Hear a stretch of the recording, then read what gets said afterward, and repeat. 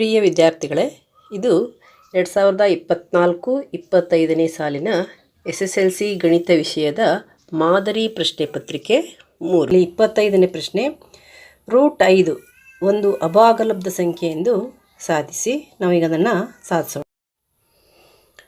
ಪ್ರಶ್ನೆ ಸಂಖ್ಯೆ 25.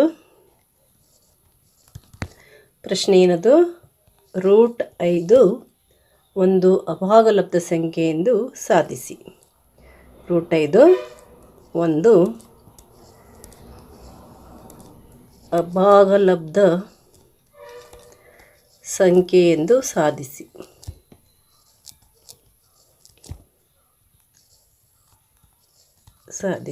ಇದು ಪ್ರಶ್ನೆ ಇರೋದು. ಇದನ್ನು ಸಾಧಿಸ್ಬೇಕು ನಾವು. ಈಗ ಮೊದಲು ನಾವೇನಂತ ಇಟ್ಕೊಳ್ಳೋಣ ಅಂತಂದರೆ, √5 ಒಂದು ಭಾಗಲಬ್ಧ ಸಂಖ್ಯೆ ಅಂತ ಊಹಿಸೋಣ. ಬರ್ಕೊಳ್ಳೋಣ. ಇದನ್ನು ಸಾಧಿಸೋದು ಸಾಧನೆ. ಮೊದಲನೇ ಇದನ್ನು ಹೇಳಿಕೆಯನ್ನು ಏನು ಬರ್ಕೊಳ್ಳೋಣ? √5 ಒಂದು ಭಾಗಲಬ್ಧ ಸಂಖ್ಯೆ ಆಗಿರಲಿ ಅಂತ ಬರ್ಕೊಳ್ಳೋಣ. √5 ಒಂದು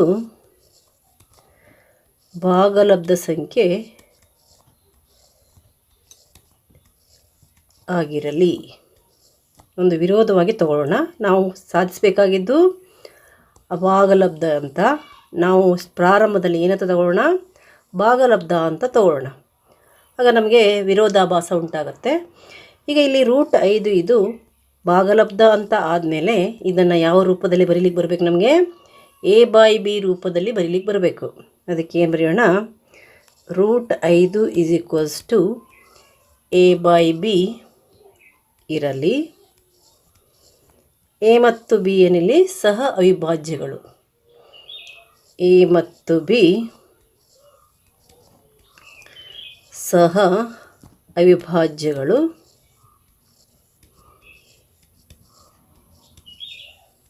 ಮತ್ತು b ಇದು 0 ಆಗಿರಲ್ಲ, ಅಂದರೆ b ≠ 0 ಅಂತ ಬರೆಯೋಣ. ಈಗ ಇಲ್ಲಿ a/b ರೂಪದಲ್ಲಿ ಬರೆದಾಗ b 0 ಇರಲ್ಲ, ಮತ್ತು a ಮತ್ತು bಗಳೇನು ಅವು ಸಹ ಅವಿಭಾಜ್ಯಗಳು. ಸಹ ಅವಿಭಾಜ್ಯಗಳು ಅಂದರೆ ಏನರ್ಥ? ಇವುಗಳ ಸಾಮಾನ್ಯ ಅಪವರ್ತನ ಕೇವಲ ಒಂದಾಗಿರುತ್ತೆ. ಒಂದರ ಮಗ್ಗಿಯಲ್ಲಿ ಬಿಟ್ಟರೆ ಬೇರೆ ಇದು ಇತರ ಯಾವುದೇ ಮಗ್ಗಿಯಲ್ಲಿರಲ್ಲ. a ಅಂತಂದರೆ a ಮಗ್ಗಿಯಲ್ಲಿರುತ್ತೆ, b ಅಂತಂದರೆ b ಮಗ್ಗಿಯಲ್ಲಿರುತ್ತೆ. ಇಲ್ಲಿ a ಮತ್ತು bಗಳು ಸಂಖ್ಯೆಗಳಾದಾಗ, ಉದಾಹರಣೆಗೆ 2/3 ಇವು ಸಹ ಅವಿಭಾಜ್ಯಗಳು. ಯಾಕಂತಂದರೆ 2 ಒಂದರ ಮಗ್ಗಿ ಮತ್ತು 2ರ ಮಗ್ಗಿಯಲ್ಲಿ ಮಾತ್ರ ಇದೆ. 3 ಇದು ಒಂದರ ಮಗ್ಗಿ ಮತ್ತು 3ರ ಮಗ್ಗಿಯಲ್ಲಿ ಮಾತ್ರ ಇದೆ. ಅದಕ್ಕೆ 1 ಮತ್ತು ಆ ಸಂಖ್ಯೆಯ ಹೊರತಾಗಿ ಇತರ ಯಾವುದೇ ಅಪವರ್ತನಗಳಲ್ಲಿ ಇರೋದಿಲ್ಲ. ಅದಕ್ಕೆ ನಾವು ಸಹ ಅವಿಭಾಜ್ಯಗಳು ಅಂತ ತಗೊಂಡಿದ್ದೀವಿ. ಈಗ ನಾವೇನು ಮಾಡೋಣ? ಇದನ್ನು √5 ಪಕ್ಕ ತರೋಣ ಮತ್ತು ಎರಡೂ ಕಡೆಗೆ ವರ್ಗ ಮಾಡೋಣ. b √5 ಏನಾಯಿತು? ಏನು ಮಾಡಿದ್ವಿ? ಇದನ್ನು b ಪಕ್ಕ ತಗೊಬಂದ್ವಿ, ವರ್ಗಾವಣೆ ಮಾಡಿದ್ವಿ ಎಡಭಾಗಕ್ಕೆ. ಈಗ ಎರಡೂ ಕಡೆಗೆ ವರ್ಗ ಮಾಡೋಣ. ಎರಡೂ ಕಡೆಗೆ ವರ್ಗ ಮಾಡೋಣ. ಅದಕ್ಕೆ ಬರೆಯೋಣ, ಎರಡೂ ಕಡೆ ವರ್ಗ ಮಾಡಲಾಗಿ.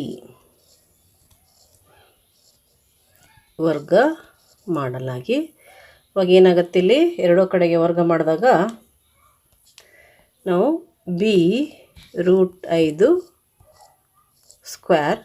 = a² ಅಂತ ಆಗುತ್ತೆ. ಎರಡೂ ಕಡೆಗೆ ಸ್ಕ್ವೇರ್ ಮಾಡಿದ್ದೀವಿ. ವರ್ಗ ಮಾಡೋದಂದರೆ ಇಲ್ಲಿ ಸ್ಕ್ವೇರ್ ಹಾಕೋದು, ಸ್ಕ್ವೇರ್ ಮಾಡೋದು. ಈಗ ಏನಾಗುತ್ತೆ? ಇಲ್ಲಿ b ಅಂತಂದರೆ b² ಆಗುತ್ತೆ ಮತ್ತು √5ರ ವರ್ಗ 5 ಆಗುತ್ತೆ. ಅದಕ್ಕೆ ಇದು 5b² ಆಯಿತು. ಏನಾಯಿತು? ಇದು ಹಾಗೆ ಬರೆಯೋಣ, a² ಆಯಿತು. ಇಲ್ಲಿ 5b² = a² ಬಂದಿದೆ. ಇದರ ಅರ್ಥ ಏನಂತಂದರೆ 5 a² ಭಾಗಿಸುತ್ತೆ ಅಂತ ಅರ್ಥ. ಅಂದರೆ 5 ಇದು a² ಭಾಗಿಸುತ್ತೆ. ಅದನ್ನು ಬರೆಯೋಣ. ಈಗ 5 ಇದು a² ಭಾಗಿಸುತ್ತದೆ. 5 ಇದು a² ಭಾಗಿಸುವುದು. a² ಭಾಗಿಸುವುದು. ಆದ್ದರಿಂದ 5 ಇದು ಎಯನ್ನು ಕೂಡ ಭಾಗಿಸುವುದು. ಪ್ರಮೇಯದ ಹೇಳಿಕೆಯ ಪ್ರಕಾರ ಏನಾಗುತ್ತೆ, 5 ಇದು ಎ ಸ್ಕ್ವೇರನ್ನು ಭಾಗಿಸಿದರೆ 5 ಎಯನ್ನು ಕೂಡ ಭಾಗಿಸುವುದು.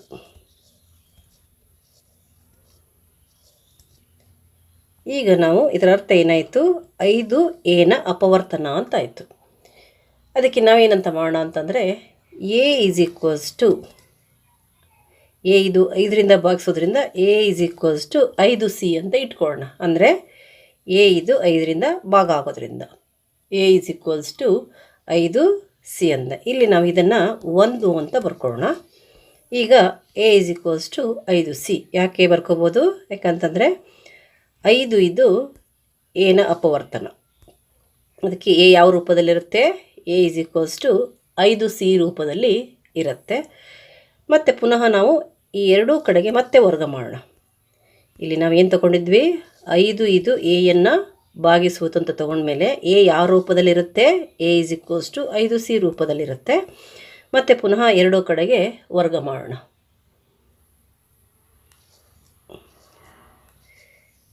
ಎರಡೂ ಕಡೆ ವರ್ಗ ಮಾಡಲಾಗಿ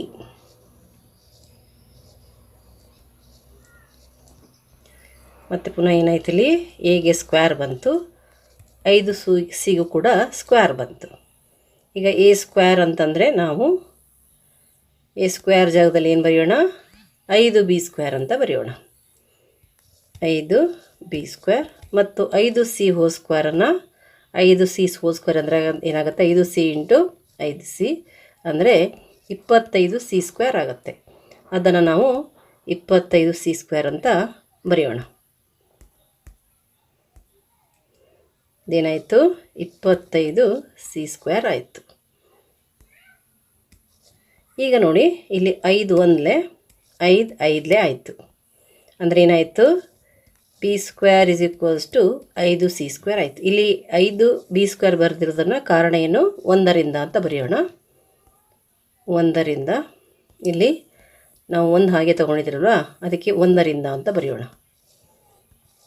ಯಾಕಂದರೆ 1ರಲ್ಲಿ ಏನಿದೆ, 5b square is equals to A square ಇದೆ, ಅದಕ್ಕೆ ಅದನ್ನು 1 ಅಂತ ತೊಗೊಂಡು ನಾವು ಇಲ್ಲಿ ಅದನ್ನು ಉಪಯೋಗಿಸ್ಕೊಂಡಿದ್ದೀವಿ. ಈಗ ನೋಡಿ, ಇಲ್ಲಿ 5 ಇದು b ಸ್ಕ್ವೇರನ್ನು ಭಾಗಿಸುವುದು, ಅದೇ ರೀತಿ 5bಯನ್ನು ಕೂಡ ಭಾಗಿಸುವುದು. ಮತ್ತು ಅದೇ ವಾಕ್ಯವನ್ನು ನಾವು ಬರೆಯೋಣ. 5 ಇದು b ಸ್ಕ್ವೇರನ್ನು ಭಾಗಿಸುವುದು,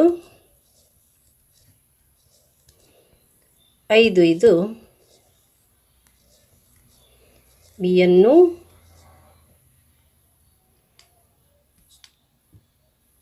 ಬಿಯನ್ನು ಕೂಡ ಭಾಗಿಸುವುದು.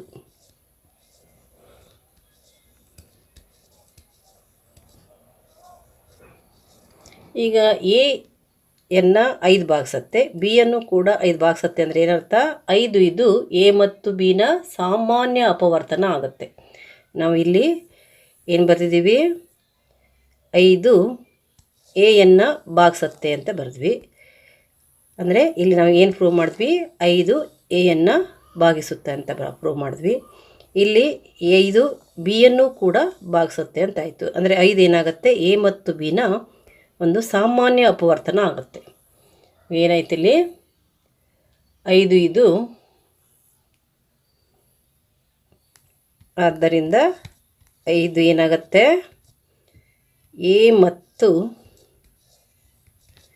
ಬಿನ ಸಾಮಾನ್ಯ ಅಪವರ್ತನವಾಗುವುದು.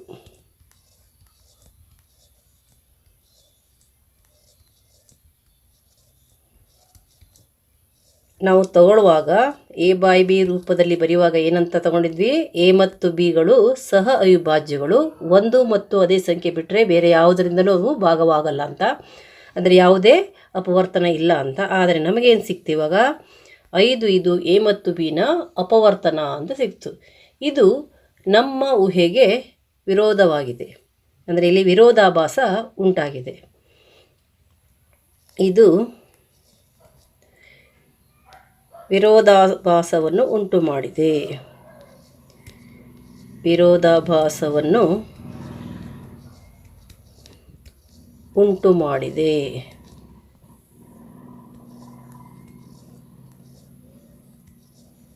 ಈ ವಿರೋಧಾಭಾಸಕ್ಕೆ ಕಾರಣ ಏನು?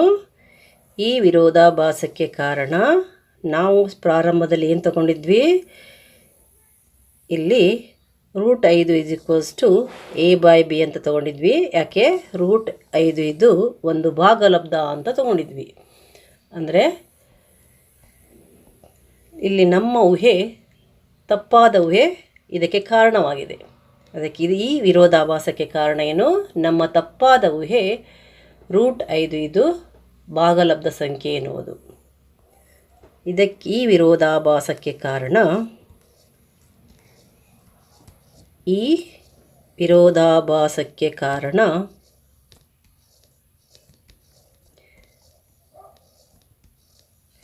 √5 ಭಾಗಲಬ್ಧ ಎನ್ನುವ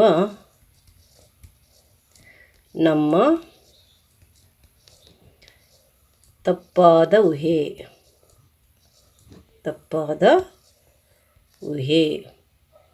ಆದ್ದರಿಂದ ನಾವೇನಂತ ತಗೋಬೋದು? ಈಗ ನಮ್ಮ ಊಹೆ ತಪ್ಪಾಗಿದೆ. √5 ಇದು ಭಾಗಲಬ್ಧ ಸಂಖ್ಯೆ ಅಲ್ಲ, ಅಭಾಗಲಬ್ಧ ಸಂಖ್ಯೆ ಅಂತ ನಾವು ಬರೆಯೋಣ. ಆದ್ದರಿಂದ √5 ಇದು ಅಭಾಗಲಬ್ಧ ಸಂಖ್ಯೆ ಅಂತ ತೀರ್ಮಾನಿಸೋಣ. ಅಭಾಗಲಬ್ಧ ಸಂಖ್ಯೆ ಎಂದು. 26ನೇ ಪ್ರಶ್ನೆ. ಒಂದು ವರ್ಗ ಬಹುಪದೋಕ್ತಿಯ ಶೂನ್ಯತೆಗಳು -3 ಹಾಗೂ 4 ಆದರೆ ವರ್ಗ ಬಹುಪದೋಕ್ತಿಯನ್ನು ಕಂಡುಹಿಡಿಯಿರಿ ಹಾಗೂ ಶೂನ್ಯತೆಗಳು ಮತ್ತು ಸಹಗುಣಕಗಳ ನಡುವಿನ ಸಂಬಂಧವನ್ನು ತಾಳೆ ನೋಡಿ. ಇಲ್ಲಿ ಅಥವಾ ಪ್ರಶ್ನೆ ಇದೆ, ಅದನ್ನು ನಾವು ಆಮೇಲೆ ನೋಡೋಣ. ಈಗ ಮೊದಲನೇ ಪ್ರಶ್ನೆಯಲ್ಲಿ 26ನೇ ಪ್ರಶ್ನೆಯಲ್ಲಿ ಮೊದಲನೇ ಪ್ರಶ್ನೆಯನ್ನು ನಾವು ಬಿಡಿಸೋಣ. ಇಲ್ಲಿ ಏನು ಹೇಳಿದ್ದಾರೆ ಅವರು? ಶೂನ್ಯತೆಗಳನ್ನು ಕೊಟ್ಟಿದ್ದಾರೆ -3 ಮತ್ತು 4. ವರ್ಗ ಬಹುಪದೋಕ್ತಿಯ ಶೂನ್ಯತೆಗಳನ್ನು ಕೊಟ್ಟಿದ್ದಾರೆ -3 ಮತ್ತು 4. ವರ್ಗ ಬಹುಪದೋಕ್ತಿಯ ಶೂನ್ಯತೆಗಳು -3 ಮತ್ತು 4. ನಾವಿಲ್ಲಿ ಆ ವರ್ಗ ಬಹುಪದೋಕ್ತಿಯನ್ನು ಕಂಡುಹಿಡಿಯಬೇಕು ಮತ್ತು ಶೂನ್ಯತೆಗಳು ಮತ್ತು ಸಹಗುಣಕಗಳ ನಡುವಿನ ಸಂಬಂಧವನ್ನು ತಾಳೆ ನೋಡಬೇಕು. ಈ ರೀತಿ ಲೆಕ್ಕವನ್ನು ನೀವು ಹಿಂದಿನ ಪ್ರಶ್ನೆ ಪತ್ರಿಕೆಯಲ್ಲಿ ಮಾಡಿದ್ದೀರಾ. ಇದನ್ನು ನಾವೀಗ ಬಿಡಿಸೋಣ. ಶೂನ್ಯತೆಗಳು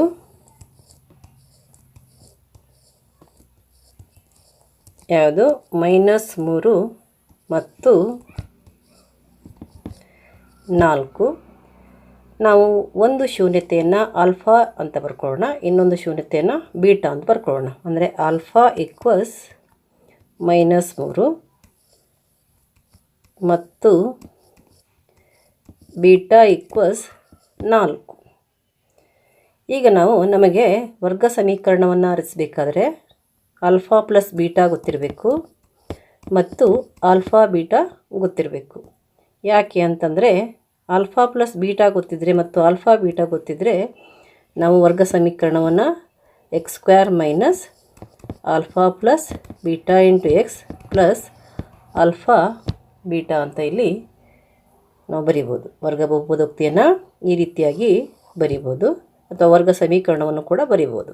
ಈಗ ಇಲ್ಲಿ ನಮಗೆ ಕೇಳಿರೋದು ವರ್ಗ ಬಹುಪದೋಕ್ತಿ. ಅದಕ್ಕೆ ನಾವು ಆಲ್ಫಾ ಪ್ಲಸ್ ಬೀಟಾ ಮತ್ತು ಆಲ್ಫಾ ಬೀಟಾಗಳನ್ನು ಕಂಡುಹಿಡಿದು x² - alpha plus beta × x ಅಂತ ಅದನ್ನು ಬರೆಯೋಣ. ಈಗ ಆಲ್ಫಾ ಪ್ಲಸ್ ಬೀಟಾ ಬೇಕು ನಮಗೆ. ಆಲ್ಫಾ ಪ್ಲಸ್ ಬೀಟಾ ಅಂದರೆ ಇವೆರಡರ ಮೊತ್ತ. ಅಂದರೆ ಏನಾಯಿತು? -3 + 4. ಆಲ್ಫಾ ಅಂದರೆ -3, ಬೀಟಾ ಅಂದರೆ 4, 4. -3 + 4. ಇಲ್ಲಿ ಏನು ಮಾಡಬೇಕು ನೋಡಿ, 4 - 3 ಆಗುತ್ತೆ. ಇಲ್ಲಿ 1 ಬಂತು. ಆಲ್ಫಾ ಪ್ಲಸ್ ಬೀಟಾ ಅಂದರೆ ಏನು ಬಂತು? 1 ಬಂತು. ಈಗ ಆಲ್ಫಾ ಬೀಟಾ ಮಾಡೋಣ. ಆಲ್ಫಾ ಬೀಟಾ ಅಂದರೆ -3 × 4 ಇವೆರಡರ ಗುಣಲಬ್ಧ ಎಷ್ಟು ಬಂತು? 12 ಬಂತು. 3 4 12. ಇಲ್ಲಿ ಚಿಹ್ನೆ ಏನಾಗುತ್ತೆ, ಮೈನಸ್ ಆಗುತ್ತೆ. ಅದಕ್ಕೆ ಏನು ಬಂತು, -12. ಈಗ ವರ್ಗ ಬಹುಪದೋಕ್ತಿ. ವರ್ಗ ಬಹುಪದೋಕ್ತಿ ಯಾವುದು? ವರ್ಗ ಬಹುಪದೋಕ್ತಿ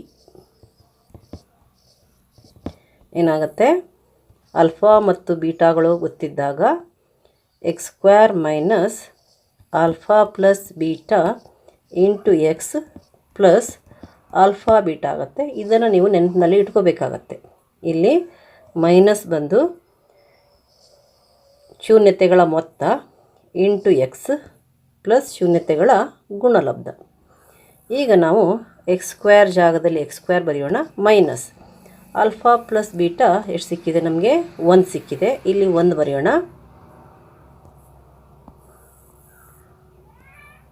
1x ಆಗುತ್ತೆ ಪ್ಲಸ್ ಆಲ್ಫಾ ಬೀಟಾ ನಮಗೆ ಎಷ್ಟು ಸಿಕ್ಕಿದೆ, -12 ಸಿಕ್ಕಿದೆ. ನಾವು -12 ಇಲ್ಲಿ ಬರೆಯೋಣ.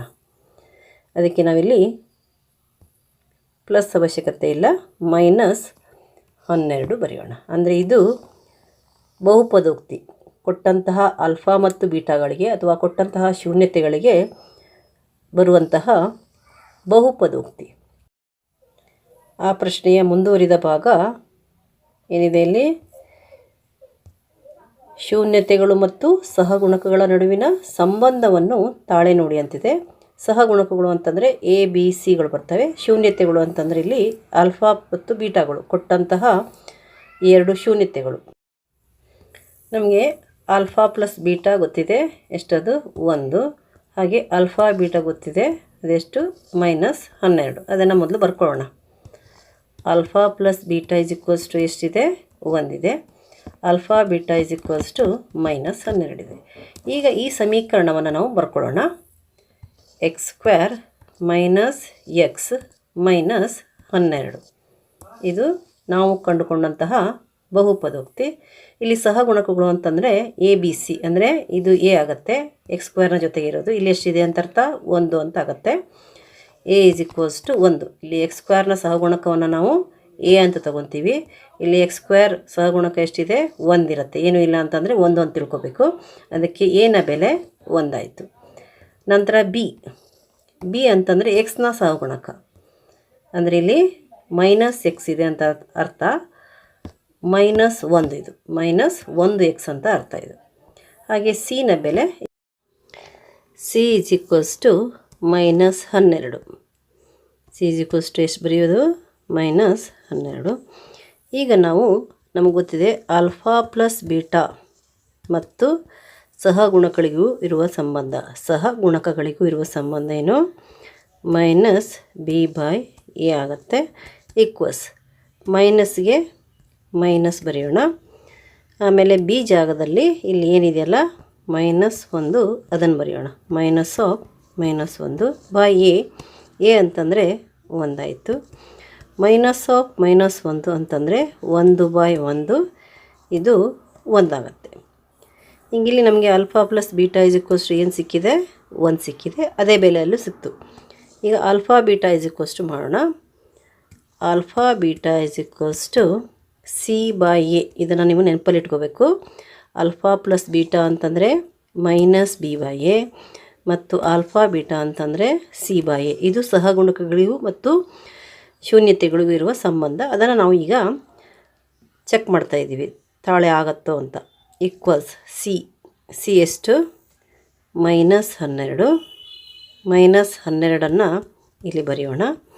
ಮತ್ತು a 1 ಇದೆ, a ಅಂತ ಇದ್ದಾಗ ಇಲ್ಲಿ 1 ಆಗುತ್ತೆ. ಈಕ್ವಲ್ಸ್ ಏನಾಯಿತು, -12.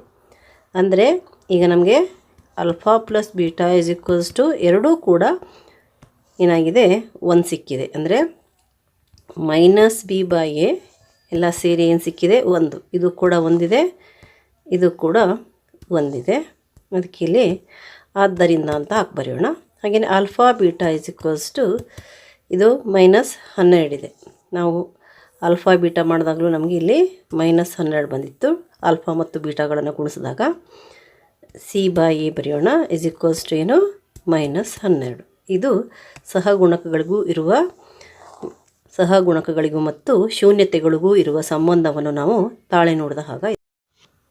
ಈಗ ಅದೇ ಪ್ರಶ್ನೆಯ ಅಥವಾ ಪ್ರಶ್ನೆ, ಆಲ್ಫಾ ಮತ್ತು ಬೀಟಾಗಳನ್ನು ಶೂನ್ಯತೆಗಳನ್ನಾಗಿ ಹೊಂದಿರುವ ಒಂದು ವರ್ಗ ಬಹುಪದೋಕ್ತಿಯಲ್ಲಿ alpha plus beta is equals to -3, alpha beta is equals to 2 ಆಗಿರುವ ಒಂದು ವರ್ಗ ಬಹುಪದೋಕ್ತಿಯನ್ನು ಬರೆಯಿರಿ ಮತ್ತು ಆಲ್ಫಾ ಮೈನಸ್ ಬೀಟಾನ ಬೆಲೆಯನ್ನು ಕಂಡುಹಿಡಿಯಿರಿ.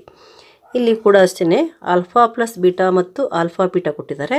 ಅದನ್ನು ಕೊಟ್ಟಾಗ ನಾವು ನೇರವಾಗಿ ಬಹುಪದೋಕ್ತಿಯನ್ನು ಬರೀಬೋದು. ಏನದು x² minus alpha plus beta into X plus alpha beta ಆಗುತ್ತೆ. ಅದನ್ನು ನಾವು ಬರೆಯೋಣ. ಇಲ್ಲಿ alpha plus beta is equals to -3 ಕೊಟ್ಟಿದ್ದಾರೆ ಮತ್ತು alpha beta is equals to 2 ಇದೆ. ಅದನ್ನು ನಾವು ಬರ್ಕೊಳ್ಳೋಣ. ಇಲ್ಲಿ ಈಗ ಬಹುಪದೋಕ್ತಿ ಏನಾಗುತ್ತೆ, x² minus alpha plus beta into X plus alpha beta ಆಗುತ್ತೆ. ಈಗ ಆಲ್ಫಾ ಪ್ಲಸ್ ಬೀಟಾ ಮತ್ತು ಆಲ್ಫಾ ಬೀಟಾದ ಜಾಗದಲ್ಲಿ ನಾವು ಏನನ್ನು ಹಾಕಬೇಕು ಅಂತ ನೋಡಿ, x² ಬರೆದ್ವಿ, x²ಗೆ x², ಆಮೇಲೆ ಮೈನಸನ್ನು ಬರೆದ್ವಿ, ಮೈನಸ್ ಆಲ್ಫಾ ಪ್ಲಸ್ ಬೀಟಾದ ಜಾಗದಲ್ಲಿ ಏನು ಹಾಕಬೇಕು, -3.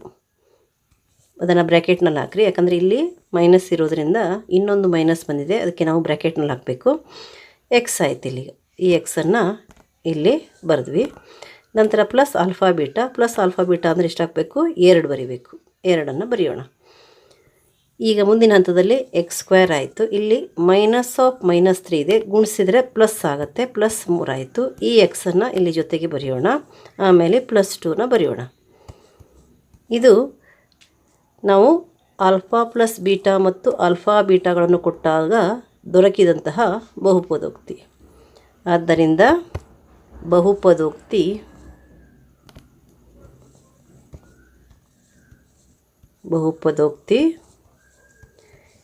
x² ಪ್ಲಸ್ 3x ಪ್ಲಸ್ 2 ಆಯಿತು. ಈ ಪ್ರಶ್ನೆಯನ್ನು ಇನ್ನೊಮ್ಮೆ ಗಮನಿಸಿ. ಆಲ್ಫಾ ಪ್ಲಸ್ ಬೀಟಾ -3 ಕೊಟ್ಟಿದ್ದಾರೆ, ಆಲ್ಫಾ ಬೀಟಾ 2 ಕೊಟ್ಟಿದ್ದಾರೆ. ನಮಗೆ ಬಹುಪದೋಕ್ತಿಯನ್ನು ಬರೆಯೋದಕ್ಕೆ ಹೇಳಿದ್ದಾರೆ, ನಾವು ಬರೆದ್ವಿ. ಈಗ ಆಲ್ಫಾ ಮೈನಸ್ ಬೀಟಾನ ಬೆಲೆಯನ್ನು ಕಂಡುಹಿಡಿಯಿರಿ ಅಂತ ಹೇಳಿದ್ದಾರೆ. ಯಾವುದರ ಬೆಲೆ, ಆಲ್ಫಾ ಮೈನಸ್ ಬೀಟಾನ ಬೆಲೆ. ಈಗ ಮೊದಲಿಗೆ ನಮಗೆ ಆಲ್ಫಾ ಈಕ್ವಲ್ಸ್ ಏನು, ಬೀಟಾ ಈಕ್ವಲ್ಸ್ ಏನು ಅಂತ ಗೊತ್ತಾದರೆ ನಾವು ಇದರ ಬೆಲೆಯನ್ನು ಕಂಡುಹಿಡಿಬೋದು.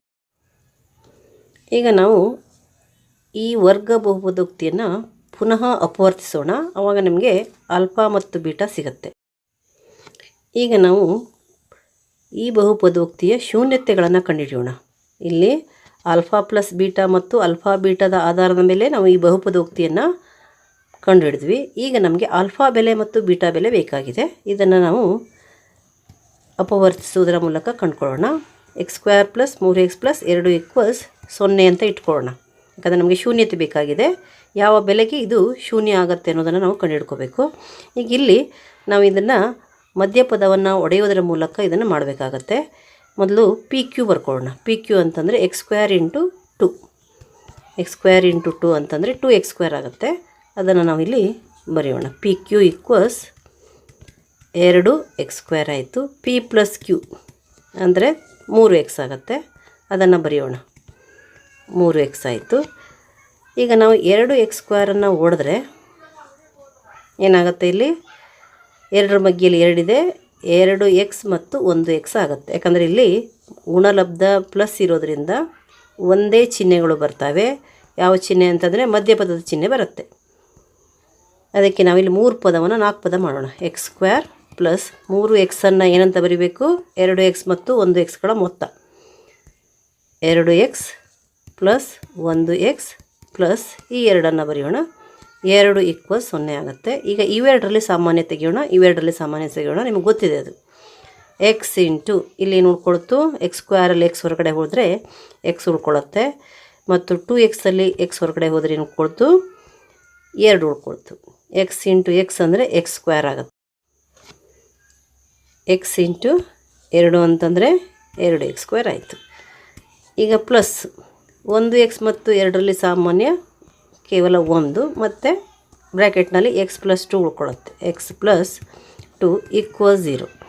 ಈಗ ನಾವು x+2 ಸಾಮಾನ್ಯ ಅಪವರ್ತನ ಆಗಿರೋದ್ರಿಂದ ಅದನ್ನು ಒಂದು ಬ್ರ್ಯಾಕೆಟ್ನಲ್ಲಿ ಬರೆದುಬಿಟ್ಟು ಇದರ ಜೊತೆಯಲ್ಲಿ ಉಳಿದಿರೋ ಎಕ್ಸನ್ನು ಇಲ್ಲಿ ಬರೆಯೋಣ ಮತ್ತು ಇದರ ಜೊತೆಯಲ್ಲಿ ಉಳಿದಿರುವ +1 ಇಲ್ಲಿ ಬರೆಯೋಣ. = 0 ಆಯಿತು. ಅಂದರೆ x+2 ಇಲ್ಲಿ ಸಾಮಾನ್ಯವಾಗಿ ಹೊರಗೆ ತೆಗೆದ್ವಿ ಮತ್ತು ಮೊದಲನೇ x+2 ಜೊತೆ ಉಳಿದಿರುವಂಥದ್ದನ್ನು ಇಲ್ಲಿ ಬರೆದ್ವಿ ಹಾಗೂ ಎರಡನೇ x+2 ಜೊತೆ ಉಳಿದಿರೋದನ್ನು ಇಲ್ಲಿ ಬರೆದ್ವಿ. ಈಗ ಎರಡು ಅಪವರ್ತನಗಳು ನಮಗೆ ಸಿಕ್ಕಿದ್ವು. ಯಾವುದು? x+2 × x+1. ಈಗ ಎರಡನ್ನೂ ಕೂಡ ನಾವು 0ಗೆ ಸಮದೂಗಿಸೋಣ, ಈಕ್ವಲ್ ಮಾಡೋಣ. ಅಂದರೆ x+2 = 0 ಅಥವಾ ಏನಾಗಿತ್ತು x+1 = 0 ಆಯಿತು. ಈಗ ನಾವು ಸಾಲ್ವ್ ಮಾಡೋಣ. ಕಂಡುಹಿಡಿಯೋಣ. ಅಂದರೆ ಏನು ಮಾಡಬೇಕು, ನಾವು ಇಲ್ಲಿ +2 0 ಪಕ್ಕ ತರಬೇಕು, ಬಲಭಾಗಕ್ಕೆ ತರಬೇಕು. ಅವಾಗ ಏನಾಗುತ್ತೆ 0 - 2 ಆಗುತ್ತೆ. ಇಲ್ಲಿ x = 0 - 1 ಆಗುತ್ತೆ. ಹಾಗೆ ನೋಡಿದ್ರೆ x ಏನಾಯಿತು -2 ಆಯಿತು. ಇಲ್ಲಿ x = 1 -1 ಆಗುತ್ತೆ. x -1 ಆಗುತ್ತೆ. ಅಂದರೆ ಏನಾಯಿತು ಆಲ್ಫಾ -2 ಆಯಿತು. ಬೀಟಾ ಏನಾಯಿತು -1 ಆಯಿತು. ಈಗ ಅಲ್ಲಿ ಆಲ್ಫಾ ಮತ್ತು ಬೀಟಾಗಳನ್ನು ಕಂಡುಹಿಡಿದ್ವಿ. ಕೇಳಿರೋದೇನು ಆಲ್ಫಾ ಮೈನಸ್ ಬೀಟಾ. ಪ್ರಶ್ನೆಯನ್ನು ನೀವು ಇನ್ನೊಮ್ಮೆ ಗಮನಿಸಿ. ಏನು ಕೇಳಿದ್ದಾರೆ? Alpha minus beta. ಇಲ್ಲಿ ಆಲ್ಫಾ ಅಂತಂದ್ರೇನು -2 -1 ಆಗುತ್ತೆ. ಇಲ್ಲಿ ಯಾಕೆ ಹೀಗಾಗತ್ತಿದು? ಈ ಮೈನಸನ್ನು ಇಲ್ಲಿ ಬರಿಬೇಕು, ನಾವು ಬರೆದ್ವಿ. ಮತ್ತು ಬೀಟಾದ ಬೆಲೆನೇ ಏನಿದೆ ಇಲ್ಲಿ -1 ಇದೆ, ಅದನ್ನು ಬ್ರ್ಯಾಕೆಟಲ್ಲಿ ಬರೆಯೋಣ. -1 ಆಯಿತು. ಈಗ ಏನಾಯ್ತು ಇಲ್ಲಿ ಈ -2ನ ಹಾಗೆ ಬರೆಯೋಣ. ಮೈನಸ್ ಅಂತಂದರೆ +1 ಆಗುತ್ತೆ. ಈಕ್ವಲ್ಸ್ ಏನಾಯಿತು -2 + 1 ಅಂತಂದರೆ -1 ಆಗುತ್ತೆ. ಅಂದರೆ ಇಲ್ಲಿ ನಮಗೆ ಆಲ್ಫಾ ಮೈನಸ್ ಬೀಟಾ ಅಂದರೆ ಏನು ಸಿಕ್ತು? -1 ಆಯಿತು. ಇಲ್ಲಿ ಕೊಟ್ಟಂತಹ ಶೂನ್ಯತೆಗಳಲ್ಲಿ ನಾವು ಆಲ್ಫಾ -2ನೇ ತೊಗೋಬೇಕು ಅಂತಿಲ್ಲ, ಬೀಟಾ -1ನೇ ತೊಗೋಬೇಕಂತಿಲ್ಲ. ಈಗ ನಾವು ಬದಲಾಯಿಸೋಣ. ಆಲ್ಫಾ -2 ಇರೋದನ್ನು ಆಲ್ಫಾ -1 ಅಂತ ಬರೆಯೋಣ. ಆಲ್ಫಾ -1, ಬೀಟಾ -2 ಅಂತ ಬರೆಯೋಣ. ಅದು ಬದಲಾಗ್ಬೋದು. ಈಗ ಆಲ್ಫಾ ಮೈನಸ್ ಬೀಟಾ ಏನಾಗುತ್ತೆ? ಈ -1 ಬಂತು, -2 ಬಂತು. ಈಕ್ವಲ್ಸ್ ಏನಾಯಿತು -1 + 2 ಆಯಿತು. ಇಲ್ಲೂ ಕೂಡ ಏನಾಯಿತು 2 - 1 1 ಬಂತು. ಇಲ್ಲಿ -1 ಬಂದಿತ್ತು, ಇಲ್ಲಿ +1 ಬಂತು. ಅದಕ್ಕೆ ಏನು ಬರಿಬೋದು? ಆಲ್ಫಾ ಮೈನಸ್ ಬೀಟಾ = +or-1, +1 ಅಥವಾ -1, +1 or -1. ಯಾಕಂತಂದರೆ ನಾವು ಆಲ್ಫಾವನ್ನು ಇದೇ ತೊಗೋಬೇಕು ಅಂತ ಇಲ್ಲ. ಶೂನ್ಯತೆಗಳ ಮೊತ್ತವನ್ನು ಕೊಟ್ಟಿದ್ದಾರೆ ಮತ್ತು ಗುಣಲಬ್ಧ ಕೊಟ್ಟಿದ್ದಾರೆ ಹೊರತಾಗಿ ಇದೇ ಶೂನ್ಯತೆ ಇದು ಅಂತ ಅವ್ರು ಹೇಳದೇ ಇರೋ ಕಾರಣ ನಾವೇನು ಮಾಡ್ಬೋದು? ಆಲ್ಫಾ ಮೈನಸ್ ಬೀಟಾನ ಯಾವುದನ್ನು ಕಳಿಬೋದು. ಯಾಕಂದರೆ ಆಲ್ಫಾ ಮತ್ತು ಬೀಟಾಗಳ ಎಕ್ಸ್ಚೇಂಜ್ ಆಗ್ಬೋದು. ಪ್ರಶ್ನೆ ಸಂಖ್ಯೆ 27. ಬೆಲೆ ಕಂಡುಹಿಡಿಯಿರಿ.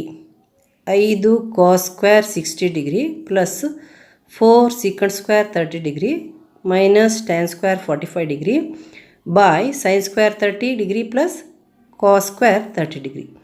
ಮಕ್ಕಳೇ, ಈ ಲೆಕ್ಕವನ್ನು ನಾವು ಸ್ಟೇಟ್ ಲೆವೆಲ್ ಪ್ರಿಪ್ರೇಟರಿ ಕ್ವಶನ್ ಪೇಪರಲ್ಲಿ ಸಾಲ್ವ್ ಮಾಡಿದ್ದೀವಿ. ನೀವು ಸ್ಟೇಟ್ ಲೆವೆಲ್ ಪ್ರಿಪ್ರೇಟರಿ ಕ್ವಶನ್ ಪೇಪರ್ನ 3 ಅಂಕದ ವಿಡಿಯೋವನ್ನು ನೋಡಿದರೆ ನಿಮಗೆ ಇದು ಮತ್ತೆ ಅಲ್ಲಿ ನೀವು ಕಲಿಬೋದು. ಇವಾಗಲೇ ಕಲ್ತಿರ್ತೀರ. ಇನ್ನೂ ಡೌಟ್ ಇದ್ದರೆ ನೀವು ಆ ವಿಡಿಯೋವನ್ನು ಇನ್ನೊಂದು ಸಲ ನೋಡಿಬಿಟ್ಟು ಪರ್ಫೆಕ್ಟ್ ಮಾಡ್ಕೊಳ್ಳಿ ಮಕ್ಕಳೇ. ಈಗ ನಾವು ಅದೇ ಪ್ರಶ್ನೆಯನ್ನು ಸಾಲ್ವ್ ಮಾಡೋಣ. ಏನಿದೆ ಅದು? 1 + secant A by secant A = sin² A by 1 - cos² A. ಇಲ್ಲಿ ನಾವು ಎಡಭಾಗವನ್ನು ಬರ್ಕೊಂಡು ಬಲಭಾಗಕ್ಕೆ ರೀಚ್ ಆಗೋಣ. ಇಲ್ಲಿ ನಾವು ಏನನ್ನು ಸಾಧಿಸಬೇಕು? 1 + secant A by secant A = sin² A by 1 - cos A ಅಂತ ನಾವು ಸಾಧಿಸಬೇಕಾಗಿದೆ. ಮೊದಲು ನಾವು ಎಡಭಾಗದಿಂದ ಪ್ರಾರಂಭ ಮಾಡೋಣ. ಎಡಭಾಗ ಏನಿದೆ ಇಲ್ಲಿ? LHS = 1 plus secant A by secant A ಇದೆ. ಈಗ ನಾವು ಇಲ್ಲಿ ಸೀಕಂಟ್ ಎಯನ್ನು 1 ಬೈ ಕಾಸ್ ಅಂತ ಬರೆಯೋಣ. ಎರಡೂ ಕಡೆಯಲ್ಲಿ ಅಂಶ ಮತ್ತು ಛೇದದಲ್ಲಿ ಎರಡೂ ಕಡೆಯಲ್ಲಿ ಸೀಕಂಟ್ ಎನ ಏನಂತ ಬರೆಯೋಣ, 1 ಬೈ ಕಾಸ್ ಅಂತ ಬರೆಯೋಣ. ಯಾಕಂತಂದರೆ 1 ಬೈ ಕಾಸ್ ಅಂತಂದರೆ ಸೀಕಂಟ್ ಮತ್ತು ಕಾಸ್ಗಳು ಪರಸ್ಪರ ವಿಲೋಮ ತ್ರಿಕೋನಮಿತಿಯ ಅನುಪಾತಗಳು. ಅದಕ್ಕೆ ನಾವು ನಮ್ಮ ಅನುಕೂಲಕ್ಕಾಗಿ ಸೀಕಂಟ್ ಎ ಬರೆಯೋ ಬದಲು ಏನು ಬರೆಯೋಣ, ಮುಂದಿನ ಹಂತದಲ್ಲಿ 1 ಬೈ ಕಾಸ್ ಬರೆಯೋಣ. ಯಾಕಂತಂದರೆ 1 ಬೈ ಕಾಸ್ ಅಂತಂದರೆ ಸೀಕಂಟ್. ಎಡಭಾಗ ಅಥವಾ LHS ಅಂತ ನಾವು ಇಂಗ್ಲೀಷಲ್ಲಿ ಇಡ್ತೀವಿ, LHS ಅಂತ ಬರ್ಕೊಳ್ಳೋಣ. ಅಂದರೆ ಎಡಭಾಗ ಅಂತ ಕೂಡ ನೀವು ಬರ್ಕೋಬೋದು. ಏನಿದೆ ಇದು 1 plus secant A by secant A, sec A ಅಂತ ಕೂಡ ನೀವು ಹೇಳ್ಬೋದು, ಸೆಕ್ ಎ ಅಂತ ಕೂಡ ಹೇಳ್ಬೋದು. 1 plus secant A by secant A ಅಂತ ಇದೆ. 1 ಪ್ಲಸ್ ಸೀಕಂಟ್ ಎ, ಈ ಒಂದನ್ನು ಹಾಗೆ ಬರೆಯೋಣ, 1 ಪ್ಲಸ್ ಹಾಗೆ ಬರೆಯೋಣ. ನಂತರ ಇಲ್ಲಿ ಸೀಕಂಟ್ ಎ ಇದರ ರೆಸಿಪ್ರೋಕಲ್ ವ್ಯುತ್ಕ್ರಮವನ್ನು ಬರೆಯೋಣ. ಇದರ ವಿಲೋಮ ಏನಾಗುತ್ತೆ, 1 ಬೈ ಕಾಸ್ ಆಗುತ್ತೆ. 1 ಬೈ ಕಾಸ್ ಎ ಆಯಿತು. ಸೀಕಂಟ್ ಎಯನ್ನು ಏನು ಬರಿಬೇಕು, 1 ಬೈ ಕಾಸ್ ಎ ಅಂತ ಬರೆಯೋಣ. ನಮಗೆ ಗೊತ್ತಿದೆ 1 ಬೈ ಕಾಸ್ ಅಂತಂದರೆ ಸೀಕಂಟ್ ಅಂತ. ಇಲ್ಲಿ ನಾವು ತ್ರಿಕೋನಮಿತಿಯ ಸಂಬಂಧವನ್ನು ಬಳಸೋಣ. ಈ ಸೀಕಂಟ್ ಏನು ಕೂಡ ಹಾಗೆ ಬರೆಯೋಣ, 1 ಬೈ ಕಾಸ್ ಎ ಅಂತ. 1 ಬೈ ಕಾಸ್ ಎ ಈಕ್ವಲ್ಸ್. ಈಗ ಪುನಃ ನಾವು ಮೇಲ್ಭಾಗದಲ್ಲಿ ಲಸ ತೆಗೆಯೋಣ. ಮೇಲ್ಭಾಗದಲ್ಲಿ ಲಸ ಏನಾಗುತ್ತೆ, ಕಾಸ್ ಎ ಆಗುತ್ತೆ. ಕಾಸ್ ಎ ಬರೆಯೋಣ. ಈ 1 ಬದಲಾಗುತ್ತೆ, 1 ಅಂದರೆ 1 ಬೈ 1. ಇದು ಕಾಸ್ ಎ ಜೊತೆ ಗುಣಿಸಿ ಬರುತ್ತೆ. 1 ಇಂಟು ಕಾಸ್ ಎ ಆಯಿತು, ಪ್ಲಸ್ 1 ಹಾಗೆ ಉಳ್ಕೊಳ್ಳುತ್ತೆ. ಯಾಕಂದರೆ ಇಲ್ಲಿ ಯಾವುದೇ ಬದಲಾವಣೆ ಆಗಲ್ಲ. ಕೆಳಗಡೆ ಕಾಸ್ ಎ ಇದೆ, ಲಸ ಕೂಡ ಕಾಸ್ ಎ ಇರೋದ್ರಿಂದ ಇಲ್ಲಿ ಅದರ ಮೇಲೆ ಇರುವಂತಹ ಅಂಶದಲ್ಲಿ ಏನೂ ಬದಲಾವಣೆ ಆಗಲ್ಲ. ಇಲ್ಲಿ ಮಾತ್ರ 1 ಅಂತಂದರೆ ನಾವು 1 ಬೈ 1 ಅಂತ ಅಂದ್ಕೋಬೇಕು. ಇಲ್ಲಿ ಕೆಳಗಡೆ ಈ 1ಅನ್ನು ಕಾಸಿಂದ ಮಲ್ಟಿಪ್ಲೈ ಮಾಡಿದರೆ, ಗುಣಿಸಿದರೆ ನಮಗೆ ಕಾಸ್ ಸಿಗುತ್ತೆ. ಅದಕ್ಕಾಗಿ ಈ ಮೇಲ್ಗಡೆ ಇರುವಂತಹ 1ಅನ್ನು ಕೂಡ ನಾವು ಕಾಸಿಂದ ಗುಣಿಸಿ ಬರೀಬೇಕಾಗತ್ತೆ. ಅದಕ್ಕೆ ನಮಗೆ ಇಲ್ಲಿ ಕಾಸ್ ಎ ಪ್ಲಸ್ 1 ಸಿಕ್ತು. ಇದು ಕೆಳಗಡೆ ಇದನ್ನು ಹಾಗೆ ಬರೆಯೋಣ, 1 ಬೈ ಕಾಸ್ ಎ ಅಂತ. ಈಗ ನಾವು ಮುಂದಿನ ಹಂತದಲ್ಲಿ ಅಂಶವನ್ನು ಹಾಗೆ ಬರೆಯೋಣ. ಏನದು, cos A plus 1 by cos A ಆಯಿತು, ಇಂಟು ಇದರ ವ್ಯುತ್ಕ್ರಮ ವಿಲೋಮವನ್ನು ಬರೆಯೋಣ. 1 ಬೈ ಕಾಸ್ ಎ ಅಂದರೆ ಏನಾಗುತ್ತೆ, ಕಾಸ್ ಎ ಬೈ 1 ಅಂತ ಆಗುತ್ತೆ. ಕಾಸ್ ಎ ಬೈ 1 ಆಯಿತು. ಕಾಸ್ ಎನ್ನು ನಾವಿಲ್ಲಿ ಕ್ಯಾನ್ಸಲ್ ಮಾಡೋಣ. ಇದೇನಾಯಿತು, 1 ಪ್ಲಸ್ ಕಾಸ್ ಎ ಆಯಿತು.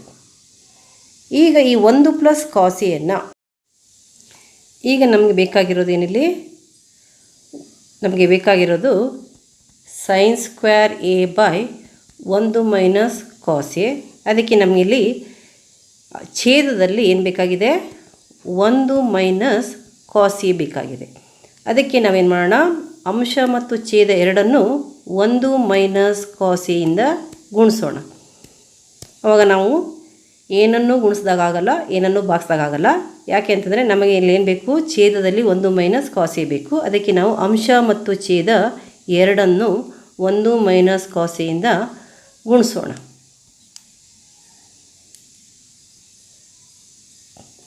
ಈಗ ಇವೆರಡನ್ನು ಗುಣಿಸೋಣ. ಏನನ್ನು, 1 ಪ್ಲಸ್ ಕಾಸ್ ಎ ಮತ್ತು 1 ಮೈನಸ್ ಕಾಸ್ ಎಯನ್ನು. ಇಲ್ಲಿ ನಮಗೆ ಗೊತ್ತಿದೆ ಇದು A plus B into A minus B ರೂಪದಲ್ಲಿದೆ. ಇದು ಎ ಪ್ಲಸ್ ಬಿ ಮತ್ತು ಇದು A minus B. A plus B ಮತ್ತು ಎ ಮೈನಸ್ ಬಿ ಇವೆರಡರ ಗುಣಲಬ್ಧ ನಿಮಗೇನು ಗೊತ್ತಿದೆ, A square minus B square ಅಂತ ಗೊತ್ತಿದೆ. ಅದನ್ನೇ ನಾವು ಇಲ್ಲಿ ಉಪಯೋಗಿಸೋಣ. 1 plus cos A into 1 minus cos A ಅಂದರೆ ಎ ಸ್ಕ್ವೇರ್ ಅಂದರೆ 1 ಸ್ಕ್ವೇರ್ ಆಗುತ್ತೆ, ಬಿ ಸ್ಕ್ವೇರ್ ಅಂದರೆ ಕಾಸ್ ಸ್ಕ್ವೇರ್ ಎ ಆಗುತ್ತೆ, ಮಧ್ಯದಲ್ಲಿ ಮೈನಸ್ ಬರುತ್ತೆ. ಇದು ಏನಾಗುತ್ತೆ, 1 square minus cos square A ಆಗುತ್ತೆ. ನಾವು 1 ಸ್ಕ್ವೇರನ್ನು ಏನು ಬರಿಬೋದು, 1 ಅಂತ ಬರಿಬೋದು. ಅದಕ್ಕೆ ಇಲ್ಲಿ ಬರೆಯೋಣ, 1 minus cos square A by 1 minus cos A ಆಯಿತು. 1 ಮೈನಸ್ ಕಾಸ್ ಎ ಆಯಿತು. ಈಗ ಇಲ್ಲಿ ನಾವು ಇಲ್ಲಿ ಛೇದದಲ್ಲಿ 1 ಮೈನಸ್ ಕಾಸ್ ಎ ಏನಿದೆ ಅದನ್ನು ನಾವು ಹಾಗೆಯೇ ಬರೆಯೋಣ. ನಂತರ ನಾವಿಲ್ಲಿ 1 ಮೈನಸ್ ಕಾಸ್ ಸ್ಕ್ವೇರ್ ಎಯನ್ನು ಏನು ಬರೆಯೋಣ, ಸೈನ್ ಸ್ಕ್ವೇರ್ ಎ ಅಂತ ಬರೆಯೋಣ. ಯಾಕೆ ಅಂತಂದರೆ ನಮಗೆ ಗೊತ್ತಿದೆ sine square A plus cos square A ಅಂದರೆ 1. ಈಗ ಸೈನ್ ಸ್ಕ್ವೇರ್ ಎ ಅಂದರೆ ಏನಾಗುತ್ತೆ, 1 ಮೈನಸ್ ಕಾಸ್ ಸ್ಕ್ವೇರ್ ಎ ಆಗುತ್ತೆ. ಅದಕ್ಕೆ ಏನಾಯ್ತು ಇಲ್ಲಿ ಸೈನ್ ಸ್ಕ್ವೇರ್ ಎ ಅಂದರೆ ಏನಾಯಿತು, 1 ಮೈನಸ್ ಕಾಸ್ ಸ್ಕ್ವೇರ್ ಎ ಆಯಿತು. ನಮಗೆ ಬೇಕಾದಂಥ ಉತ್ತರ ಇಲ್ಲಿ ಸಿಕ್ಕಿದೆ, RHS ಸಿಕ್ತು. ಆದ್ದರಿಂದ ಏನು ಬರೆಯೋಣ ನಾವು, 1 plus secant A by secant A equals sine square A by 1 minus cos A. ಈಗ 28ನೇ ಪ್ರಶ್ನೆ. ABCD ವಜ್ರಾಕೃತಿಯಲ್ಲಿ A 2 4 ಮತ್ತು C 8 12 ಮತ್ತು BD 5 ಮಾನಗಳು ಆದರೆ ವಜ್ರಾಕೃತಿಯ ವಿಸ್ತೀರ್ಣವನ್ನು ಕಂಡುಹಿಡಿಯಿರಿ. ಮಕ್ಕಳೇ, ಇಲ್ಲಿ ವಜ್ರಾಕೃತಿಯ ವಿಸ್ತೀರ್ಣದ ಸೂತ್ರ ನಿಮಗೆ ಗೊತ್ತಿರಬೇಕು. ವಜ್ರಾಕೃತಿಯ ವಿಸ್ತೀರ್ಣದ ಸೂತ್ರ ಯಾವಾಗಲೂ ಅರ್ಧ ಇಂಟು D1 ಇಂಟು D2 ಅಂತ. D1 ಮತ್ತು D2ಗಳು ಕರ್ಣಗಳ ಉದ್ದಗಳು. ನಮಗೆ ಏನು ಬೇಕು, ವಜ್ರಾಕೃತಿಯ ವಿಸ್ತೀರ್ಣವನ್ನು ಕಂಡುಹಿಡಿಯೋದಕ್ಕೆ ಕರ್ಣಗಳ ಉದ್ದಗಳು ಬೇಕು. ಇಲ್ಲಿ ಕರ್ಣಗಳು ಏನಾಗುತ್ತೆ, AC ಮತ್ತು BD ಆಗುತ್ತೆ. ನಾವು ಚಿತ್ರವನ್ನು ಹಾಕ್ಕೊಂಡ್ರೆ ನಮಗೆ ಗೊತ್ತಾಗುತ್ತೆ. ವಜ್ರಾಕೃತಿಯ ಕರ್ಣಗಳು AC ಮತ್ತು BD ಆಗುತ್ತೆ. BDಯನ್ನು ಕೊಟ್ಟಿದ್ದಾರೆ, ನಾವು ACಯನ್ನು ಕಂಡುಹಿಡ್ಕೊಂಡ್ರೆ ನಾವು ನೇರವಾಗಿ ಒಂದನ್ನು D1, ಒಂದು ಕರ್ಣದ ಉದ್ದವನ್ನು D1, ಇನ್ನೊಂದು ಕರ್ಣದ ಉದ್ದವನ್ನು D2 ಅಂತ ತಗೊಂಡು ಈ ಸೂತ್ರದಲ್ಲಿ ಹಾಕಿ ನಾವು ಲೆಕ್ಕಾಚಾರ ಹಾಕ್ಬೋದು.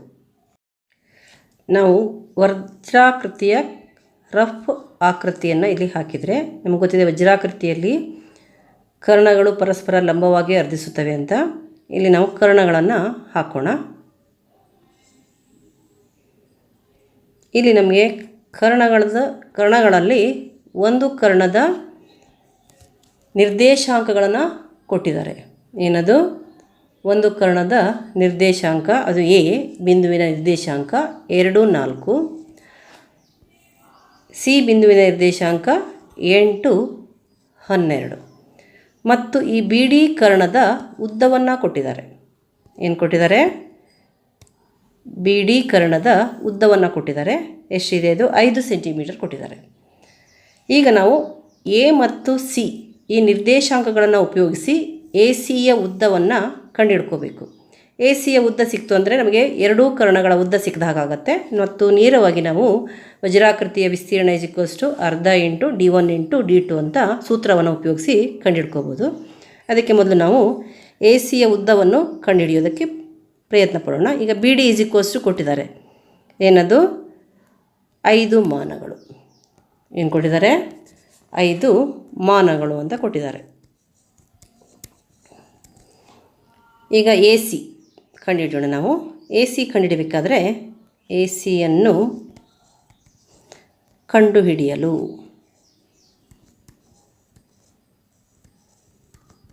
ನೀವೇನು ಬರೀಬೇಕಾಗಿಲ್ಲ, ನಿಮಗಾಗಿ ನಾನು ಬರೆದಿದ್ದೀನಿ. ನೀವು ನೇರವಾಗಿ ACಯನ್ನು ಕಂಡುಹಿಡಿಬೋದು. ಇದನ್ನು ಬರೀದೇನೆ. ಈಗ ಏನ ನಿರ್ದೇಶಾಂಕ ಬರ್ಕೊಳ್ಳೋಣ. ಏನಿದೆ, ಏನ ನಿರ್ದೇಶಾಂಕ 2 4 ಇದೆ. ಬಿನ ನಿರ್ದೇಶಾಂಕ 8 12 ಇದೆ. ಈಗ ನಾವು ಉದ್ದ ಸೂತ್ರವನ್ನು ಬರೆಯೋಣ, ದೂರ ಸೂತ್ರವನ್ನು ಬರೆಯೋಣ. ಡಿಸ್ಟನ್ಸ್ ಫಾರ್ಮುಲಾ ಅಂತ ಹೇಳ್ತೀವಿ. ದೂರ ಸೂತ್ರ ಏನಾಗುತ್ತೆ, whole root x2 minus x1 whole square plus y2 minus y1 whole square ಆಗುತ್ತೆ. ಈಗ ನಾವು ಎನ ನಿರ್ದೇಶಾಂಕಗಳನ್ನು x1 y1 ಅಂತ ತಗೊಳ್ಳೋಣ, ಬಿನ ನಿರ್ದೇಶಾಂಕಗಳನ್ನು x2 y2 ಅಂತ ತಗೊಳ್ಳೋಣ. ಈಗ ಸೂತ್ರದಲ್ಲಿ ನಾವು x2 x1 ಅಂದರೆ ಏನಾಗುತ್ತೆ x2 ಮೈನಸ್ x1 ಅಂತಂದರೆ n2 ಮೈನಸ್ 2 ಆಗುತ್ತೆ. ಅದನ್ನು ಬರೆಯೋಣ. x2 ಮೈನಸ್ x1 ಅಂತಂದರೆ n2 ಮೈನಸ್ 2 ಆಗುತ್ತೆ. ಅದರ ವರ್ಗ, ಅದರ ಸ್ಕ್ವೇರ್. ಆಮೇಲೆ ಪ್ಲಸ್ಸನ್ನು ಹಾಗೆ ಬರೆಯೋಣ. y2 ಮೈನಸ್ y1, y2 ಅಂತಂದರೆ 12, y1 ಅಂತಂದರೆ 4. y2 ಮೈನಸ್ y1 ಅಂದ್ರೇನು 12 ಮೈನಸ್ 4ರ ವರ್ಗ ಆಯಿತು. ಈಗ ಇಲ್ಲಿ 8 ಮೈನಸ್ 2 6, ಅದರ ವರ್ಗ 6 ಸ್ಕ್ವೇರ್ ಆಯಿತು. ಯಾಕಂದರೆ ಇಲ್ಲಿ ಸ್ಕ್ವೇರ್ ಇದೆ, ಅದಕ್ಕೆ ನಾವು 8 ಮೈನಸ್ 2 ಅಂತಂದರೆ 6 ಹಾಕಿಬಿಟ್ಟು ಈ ಸ್ಕ್ವೇರನ್ನು ಅದಕ್ಕೆ ಬರಿಬೇಕಾಗತ್ತೆ. ಪ್ಲಸ್ ಹಾಕೋಣ. 12 ಮೈನಸ್ 4, 12 ಮೈನಸ್ 4 ಅಂತಂದರೆ ಏನಾಗುತ್ತೆ 8 ಆಗುತ್ತೆ. 12 ಮೈನಸ್ 4 ಎಷ್ಟು 8 ಆಗುತ್ತೆ. ಅದರ ವರ್ಗ 8ರ ವರ್ಗ ಬರಿಬೇಕು ನಾವಿಲ್ಲಿ. ಹಾಗೆಯೇ ಈಕ್ವಸ್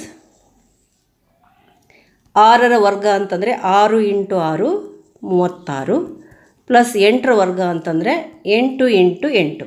6 ಸ್ಕ್ವೇರ್ ಅಂದರೆ 6 ಇಂಟು 6, 8 ಸ್ಕ್ವೇರ್ ಅಂದರೆ 8 ಇಂಟು 8. 8 ಇಂಟು 8 ಎಷ್ಟು 64. ಈಗ 36 ಮತ್ತು 64ನ್ನು ಕೂಡಿಸಿದರೆ ಎಷ್ಟು ಬರುತ್ತೆ ನೋಡಿ.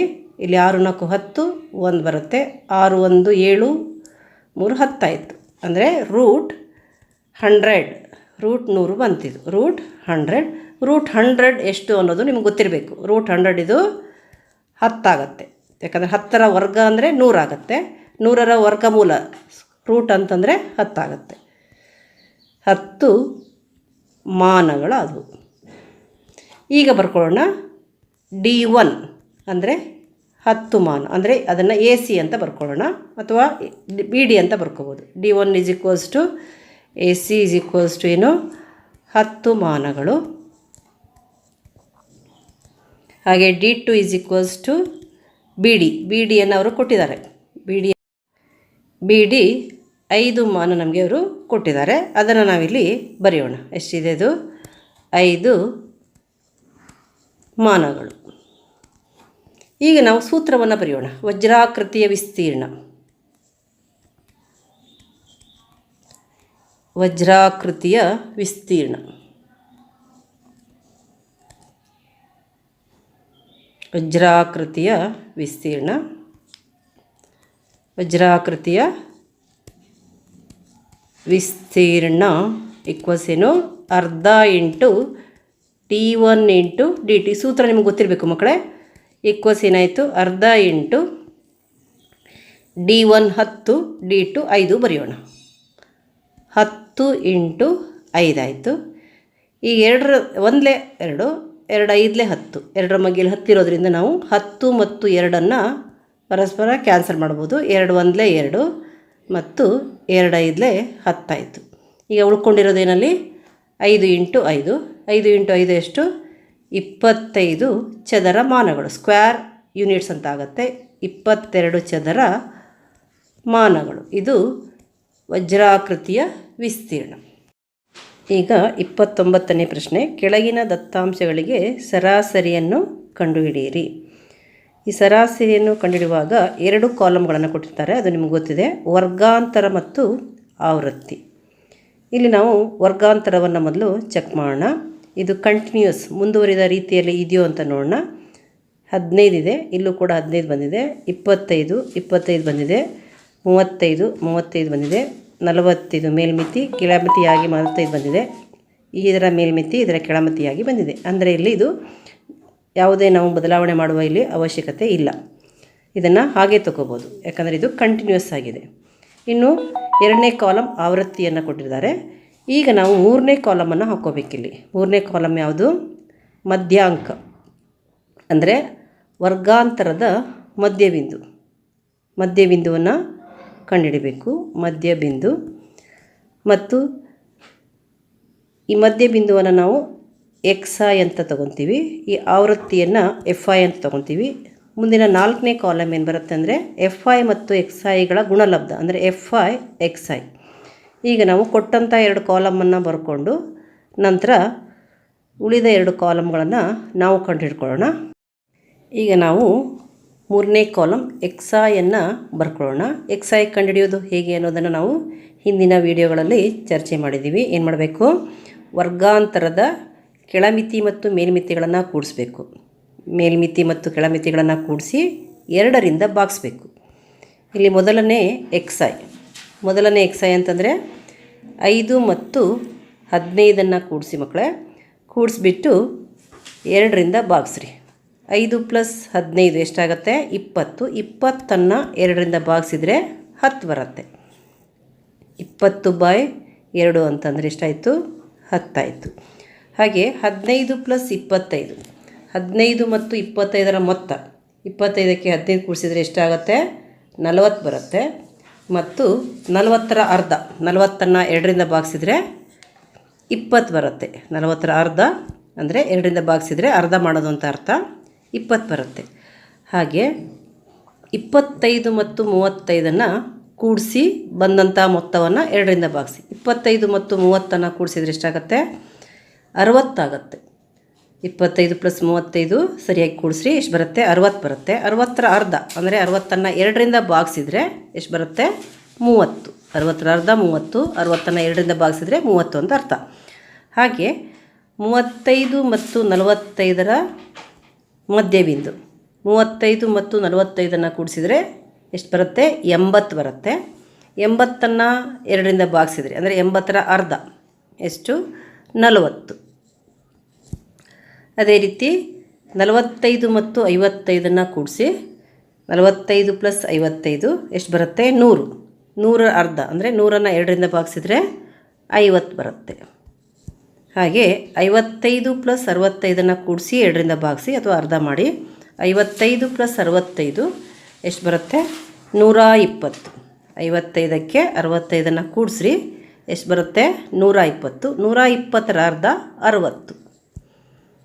ಇಲ್ಲಿ ನಾವು ಎಕ್ಸೈಗಳನ್ನು ಅಂದರೆ ವರ್ಗಾಂತರದ ಮಧ್ಯಬಿಂದುವನ್ನು ಸರಿಯಾಗಿ ಕಂಡುಹಿಡ್ಕೊಂಡ್ರೆ ಮಾತ್ರ ನಮ್ಮದು ಮೊದಲನೇ ಹಂತ ಕಂಪ್ಲೀಟ್ ಆದಂಗೆ ಆಗುತ್ತೆ. ಈ ಹಂತಕ್ಕೆ ಎಷ್ಟು ಅಂಕ ಸಿಗಬೇಕು ಅಷ್ಟು ಅಂಕ ಸಿಗುತ್ತೆ. ಅಂದರೆ ಏನು ಮಾಡಬೇಕು ನಾವು?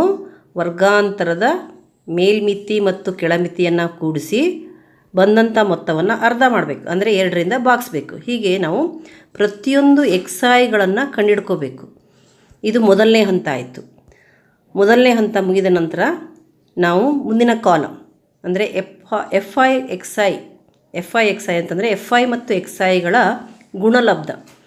ಇಲ್ಲಿ ಎಫ್ ಐ ಇರುತ್ತೆ, ಇದನ್ನು ನಾವು ಆವೃತ್ತಿಯನ್ನು ಎಫ್ ಐ ಅಂತ ತಗೋಬೇಕಾಗತ್ತೆ ಮತ್ತು ಮಧ್ಯಬಿಂದುವನ್ನು ಎಕ್ಸ್ ಐ ಅಂತ ತಗೋಬೇಕಾಗತ್ತೆ. ಇವೆರಡರ ಪ್ರಾಡಕ್ಟ್ ಅಂದರೆ ಗುಣಲಬ್ಧ ಏನಾಗುತ್ತೆ ಅನ್ನೋದನ್ನು ಎಫ್ ಐ ಎಕ್ಸ್ ಐ ಕಾಲಮಲ್ಲಿ ಬರೀಬೇಕು.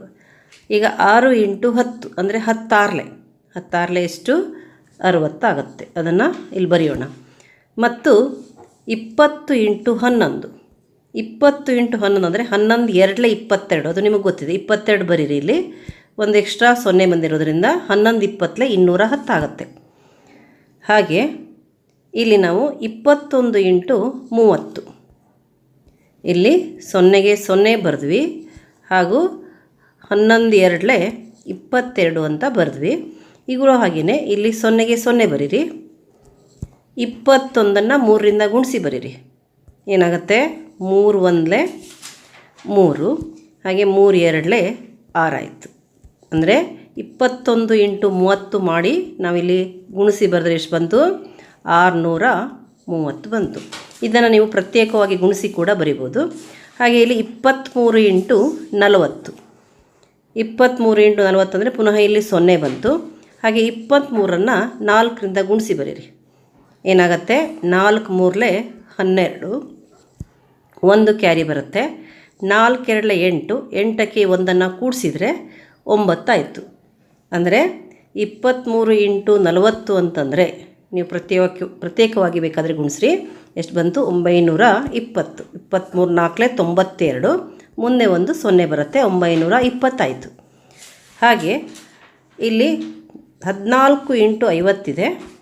ನೀವು ಮೊದಲೇ 0 ಬರೆದು 14 5ರಿಂದ ಗುಣಿಸಿ ಬರಿಬೋದು. 14 5 ಎಷ್ಟು? 70. ಅಂದರೆ 14 × 50 ಅಂತಂದರೆ ಎಷ್ಟು ಬಂತು? 700 ಬಂತು. ಇನ್ನು ಕೊನೆಯಲ್ಲಿ 60 × 5 ಇದೆ. ಮೊದಲಿಗೆ 0ಯನ್ನು ಇಲ್ಲಿ ಬರ್ಕೊಳ್ಳೋಣ. 6 5 ಎಷ್ಟು? 30. ಅಂದರೆ 60 ಇಂಟು 5 ಅಂತಂದರೆ ಎಷ್ಟು ಬಂತು? 300 ಬಂತು. ಈಗ ನಾವು ಎಲ್ಲ ಎಫ್ ಐ ಎಕ್ಸ್ ಐಗಳನ್ನು ಕೂಡಿಸ್ಬೇಕು ಮತ್ತು ಎಲ್ಲ ಎಫ್ ಐಯನ್ನು ಕೂಡಿಸ್ಬೇಕು. ಎಲ್ಲ ಎಫ್ ಐ ಅಂತಂದರೆ ಇವು ಎಫ್ ಐಗಳ ಮೊತ್ತ, ಅದನ್ನು ನಾವು ಸಿಗ್ಮಾ ಎಫ್ ಐ ಅಂತ.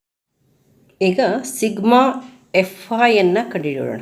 ಎಲ್ಲ ಎಫ್ ಐಗಳ ಮೊತ್ತ ಏನಾಯ್ತದು? Sigma F I. ಎಲ್ಲ ಎಫ್ ಐಗಳ ಮೊತ್ತ ಎಷ್ಟು ಬರುತ್ತೆ? ನಾವು ಮೊದಲು ಬಿಡಿ ಸ್ಥಾನದಲ್ಲಿರೋದನ್ನು ಕೂಡಿಸ್ಕೊಳ್ಳೋಣ. ಕ್ರಮಬದ್ಧವಾಗಿ ಕೂಡಿಸ್ಬೇಕು ಅಂತಂದರೆ ನಾವು ಮೊದಲು ಬಿಡಿ ಸ್ಥಾನದ ಅಂಕಿಗಳನ್ನು ಕೂಡಿಸ್ಬೇಕು. 6 + 1 7 + 1 8 8 + 3 11 11 + 4 15 15 + 5 20 ಬರುತ್ತೆ. ಅದನ್ನು ಇಲ್ಲಿ ಬರೆಯೋಣ ಮತ್ತು 2ಅನ್ನು ಕ್ಯಾರಿ ತಗೊಳ್ಳೋಣ. ಹಾಗೆಯೇ 2 + 1 3 3 + 2 5 5 + 2 7 7 + 1 8 ಒಟ್ಟು ಎಷ್ಟು ಬಂತು? 80 ಬಂತು. ಎಲ್ಲ ಎಫ್ ಐಗಳ ಮೊತ್ತ ಅಂದರೆ ಇದು ಎನ್ ಅಂತ ಕೂಡ ಹೇಳ್ತೀವಿ.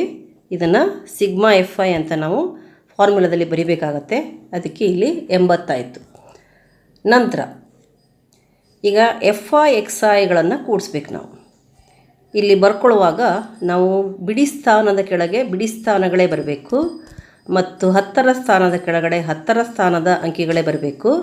100ರ ಸ್ಥಾನದ ಕೆಳಗಡೆ 100ರ ಸ್ಥಾನದ ಅಂಕಿಗಳೇ ಬರಬೇಕು. ಅದೇ ರೀತಿಯಲ್ಲಿ ಬರ್ಕೊಂಡ್ರೆ ಮಾತ್ರ ನಾವು ಕ್ರಮಬದ್ಧವಾಗಿ ಕೂಡಿಸೋದಕ್ಕೆ ಅನುಕೂಲ ಆಗುತ್ತೆ. ನೀವು ಬರ್ಕೊಳ್ಳುವಾಗ ಅದೇ ರೀತಿಯಲ್ಲಿ ಬರ್ಕೊಳ್ರಿ. ಇಲ್ಲಿ ಎಲ್ಲ ಬಿಡಿ ಸ್ಥಾನದಲ್ಲಿ 0 ಇದೆ. ಅದನ್ನೆಲ್ಲ ಕೂಡಿಸಿದರೆ ಆ್ಯಡ್ ಮಾಡಿದರೆ ಎಷ್ಟು ಬರುತ್ತೆ? 0 ಬರುತ್ತೆ. ನಂತರ 10ರ ಸ್ಥಾನದಲ್ಲಿರುವ ಅಂಕಿಗಳನ್ನು ಕೂಡಿಸೋಣ. ಎಷ್ಟು ಬಂತು? 6 6 + 2 8 + 3 11 + 2 13. 10ರ ಸ್ಥಾನದ ಅಂಕಿಗಳನ್ನು ಕೂಡಿಸೋಣ. 6 + 2 6 + 2 8 8 + 3 11 11 + 2 13. ಇಲ್ಲಿ 3 ಬರೆಯೋಣ ಮತ್ತು ಇಲ್ಲಿ ಒಂದು ಕ್ಯಾರಿ ತಗೊಳ್ಳೋಣ. 1 + 2 3 3 6 3 + 6 9 9 + 9 18 18 + 7 25 25 + 3 28 ಬರುತ್ತೆ. ಇಲ್ಲಿ 28ಅನ್ನು ಬರೆಯೋಣ. ನೀವು ಒಂದು ಸಲ ಅದನ್ನು ಕೂಡಿಸಿದಾಗ ಇನ್ನೊಂದು ಸಲ ಅದನ್ನು ವೆರಿಫೈ ಮಾಡಿ. ತಪ್ಪಿದರೆ ನೀವು ತಪ್ಪನ್ನು ಕಂಡುಹಿಡಿದು ಮತ್ತೆ ಸರಿಪಡಿಸ್ಬೋದು. ಈಗ ನಿಮಗೆ 2830 sigma F I X I ದೊರಕಿದೆ. ಅದನ್ನು ಇಲ್ಲಿ ಬರ್ಕೊಳ್ಳಿ. Sigma F I X I equals sigma F I X I equals to 2830. ಈಗ ನಾವು ಸೂತ್ರವನ್ನು ಬರೆಯೋಣ. ಸರಾಸರಿಯನ್ನು ಕಂಡುಹಿಡಿಯುವಂತಹ ಸೂತ್ರ ಯಾವುದದು? ಸರಾಸರಿ is equals to X bar equals ಏನಾಗುತ್ತೆ? Sigma F I X I by sigma F I. ಈಗ ಇದನ್ನು ಬರೆಯೋಣ. ಈಕ್ವಲ್ಸ್ ಏನಾಯಿತು? Sigma F I X I ಅಂತಂದರೆ ಎಷ್ಟು? 2830 ಈಗ 283ಅನ್ನು 8ರಿಂದ ಭಾಗಿಸೋಣ. 8 3 24 ಆಗುತ್ತೆ. ಇಲ್ಲಿ 4 ಬರುತ್ತೆ. 8 - 4 4 4 3 8 5 40 ಆಗುತ್ತೆ. 3 ಪುನಃ ಇಲ್ಲಿ ಪಾಯಿಂಟ್ ಹಾಕೋಣ. 8 3 24 6 ಬರುತ್ತೆ. 8 7 56 ಹೀಗೆ ಬರ್ತಾ ಹೋಗುತ್ತೆ. ಅಂದರೆ ನಾವೇನು ಬರೆಯೋಣ ಇಲ್ಲಿ? 35.37 ಅಂದರೆ ಸರಾಸರಿ ಎಷ್ಟಾಯಿತು? ಸರಾಸರಿ 35.37. ಈಗ ಅದೇ ಪ್ರಶ್ನೆಯ ಅಥವಾ ಪ್ರಶ್ನೆ, ಕೆಳಗಿನ ದತ್ತಾಂಶಗಳಿಗೆ ಬಹುಲಕವನ್ನು ಕಂಡುಹಿಡಿಯಿರಿ. ಇಲ್ಲಿಯೂ ಕೂಡ ಅಷ್ಟೇ ವರ್ಗಾಂತರ ಮತ್ತು ಆವೃತ್ತಿಯನ್ನು ಕಂಡುಹಿಡಿದ್ದಾರೆ. ಬಹುಲಕ ಕಂಡುಹಿಡಬೇಕಾದ್ರೆ ನಾವು ಗರಿಷ್ಠ ಆವೃತ್ತಿಯನ್ನು ಇಲ್ಲಿ ನೋಡಬೇಕಾಗಿದೆ. ಗರಿಷ್ಠ ಆವೃತ್ತಿ ಯಾವುದಿಲ್ಲಿ? ಎಲ್ಲ ಆವೃತ್ತಿಯನ್ನು ಗಮನಿಸಿ ಮಕ್ಕಳೇ.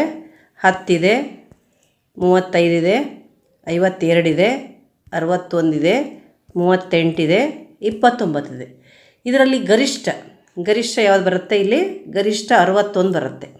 ಅದಕ್ಕೆ ನಾವು ಈ ಬಹುಲಕ 60 ಇರೋದ್ರಿಂದ ಈ ವರ್ಗಾಂತರವನ್ನು ಇಲ್ಲಿ ಗಣನೆಗೆ ತಗೋಬೇಕು. ಅದಕ್ಕೆ ಇದನ್ನು ನಾವು ಮಾರ್ಕ್ ಮಾಡೋಣ. ಆಮೇಲೆ ಬಹುಲಕವಿರುವ ಆವೃತ್ತಿ ಯಾವುದಾಯ್ತು ಇಲ್ಲಿ 60ರಿಂದ 80 ಆಯಿತು. ಮತ್ತು ಇದನ್ನು ನಾವು F1 ಅಂತ ಬರ್ಕೊಳ್ಳೋಣ. ಯಾವುದನ್ನು 61 ಇದು ಗರಿಷ್ಠ ಆವೃತ್ತಿ ಇದೆ. 61 ಎಲ್ಲ ಆವೃತ್ತಿಗಳಲ್ಲಿ ಗರಿಷ್ಠ ಆಗಿರೋದ್ರಿಂದ ಅದನ್ನು ಏನಂತ ಬರ್ಕೊಳ್ಳೋಣ, F1 ಅಂತ ಬರೆಯೋಣ. ಅದರ ಹಿಂದಿನ ಆವೃತ್ತಿ ನಿಮಗೆ ಗೊತ್ತಿದೆ F0 F0 ಅಂತ ಬರಿತೀವಿ. ಅದರ ನಂತರದ ಆವೃತ್ತಿ F2 ಅಂತ ಬರಿತೀವಿ. ಈಗ ನಮಗೆ ಸೂತ್ರ ಗೊತ್ತಿದೆ. ಬಹುಲಕವನ್ನು ಕಂಡುಹಿಡಿಯುವಂಥ ಸೂತ್ರ ಯಾವುದು? L ಪ್ಲಸ್ ಏನು ಬರುತ್ತೆ, F1 minus F0 by 2F1 minus F0 minus F2 into H ಬರುತ್ತೆ. ಇಲ್ಲಿ ನಮಗೆ ಏನೇನು ಬೇಕು? F1 F0 ಮತ್ತು F2ಗಳು ಬೇಕು. ನಾವಿಲ್ಲಿ ಅದನ್ನು ಮಾರ್ಕ್ ಮಾಡ್ಕೊಂಡಿದ್ದೀವಿ. ನಂತರ ಏನು ಬೇಕು ನಮಗೆ? ನಂತರ ನಮಗೆ L ಬೇಕು. L ಅಂದರೆ ಏನು? L ಅಂತಂದ್ರೆ ಏನು? ಬಹುಲಕವಿರುವ ವರ್ಗಾಂತರದ ಕೆಳಮಿತಿ. ಅಂದರೆ L 60 ಆಗುತ್ತೆ. L ಅನ್ನು ನಾವು 60 ಅಂತ ಇಲ್ಲಿ ಬರ್ಕೋಬೇಕಾಗತ್ತೆ. ನಂತರ H ಅಂತಂದರೆ ವರ್ಗಾಂತರದ ಗಾತ್ರ, ಅಂದರೆ ಮೇಲ್ಮಿತಿ ಮೈನಸ್ ಕೆಳಮಿತಿ. ಈಗ ನಾವು L ಬೆಲೆಯನ್ನು ಮೊದಲು ಬರ್ಕೊಳ್ಳೋಣ. L ಅಂತಂದರೆ 60, H ಬೆಲೆ 80 ಮೈನಸ್ 60. ಇಲ್ಲಿ 80 ಮೈನಸ್ 60 ಎಷ್ಟು ಬಂತು? 20 ಬಂತು. F1 F0 F2ಗಳು ಇಲ್ಲೇ ಸಿಗ್ತಾವೆ ನಮಗೆ. ನಾವು ಅದನ್ನು ಅಲ್ಲಿ ಉಪಯೋಗಿಸ್ಕೊಳ್ಳೋಣ. ಈಗ ಸೂತ್ರವನ್ನು ಬರೆಯೋಣ. ಬಹುಲಕ ಇಸ್ ಈಕ್ವಲ್ಸ್ ಟು ಏನು? ಬಹುಲಕ is equals to L plus ಮೇಲ್ಗಡೆ ಏನು ಬರುತ್ತೆ? F1 ಮೈನಸ್ F0, ಕೆಳಗಡೆ 2F1 minus F0 minus F2. ಇದನ್ನು ಬ್ರ್ಯಾಕೆಟಲ್ಲಿ ಬರೆದ್ಬಿಟ್ಟು ಹೊರಗಡೆ ನಾವೇನು ಬರೆಯೋಣ? H ಬರೆಯೋಣ ಇಂಟು H. ಈಗ ಬೆಲೆಯನ್ನು ಹಾಕೋಣ. Lನ ಬೆಲೆ 60 ಇದೆ, 60 ಬರೆಯೋಣ. ಆಮೇಲೆ ಪ್ಲಸ್ ಬರೆಯೋಣ, ಪ್ಲಸ್ F1 ಅಂತಂದರೆ ಇಲ್ಲಿ ಮಾರ್ಕ್ ಮಾಡ್ಕೊಂಡಿದ್ದೀವಿ. ಎಷ್ಟದು? 61 ಮೈನಸ್ F0 ಅಂದರೆ 52 ಬೈ 2F1 ಅಂದರೆ 2 ಇಂಟು 61 ಮೈನಸ್ F0 ಅಂತಂದರೆ 52 ಮೈನಸ್ F2 ಅಂತಂದರೆ 38.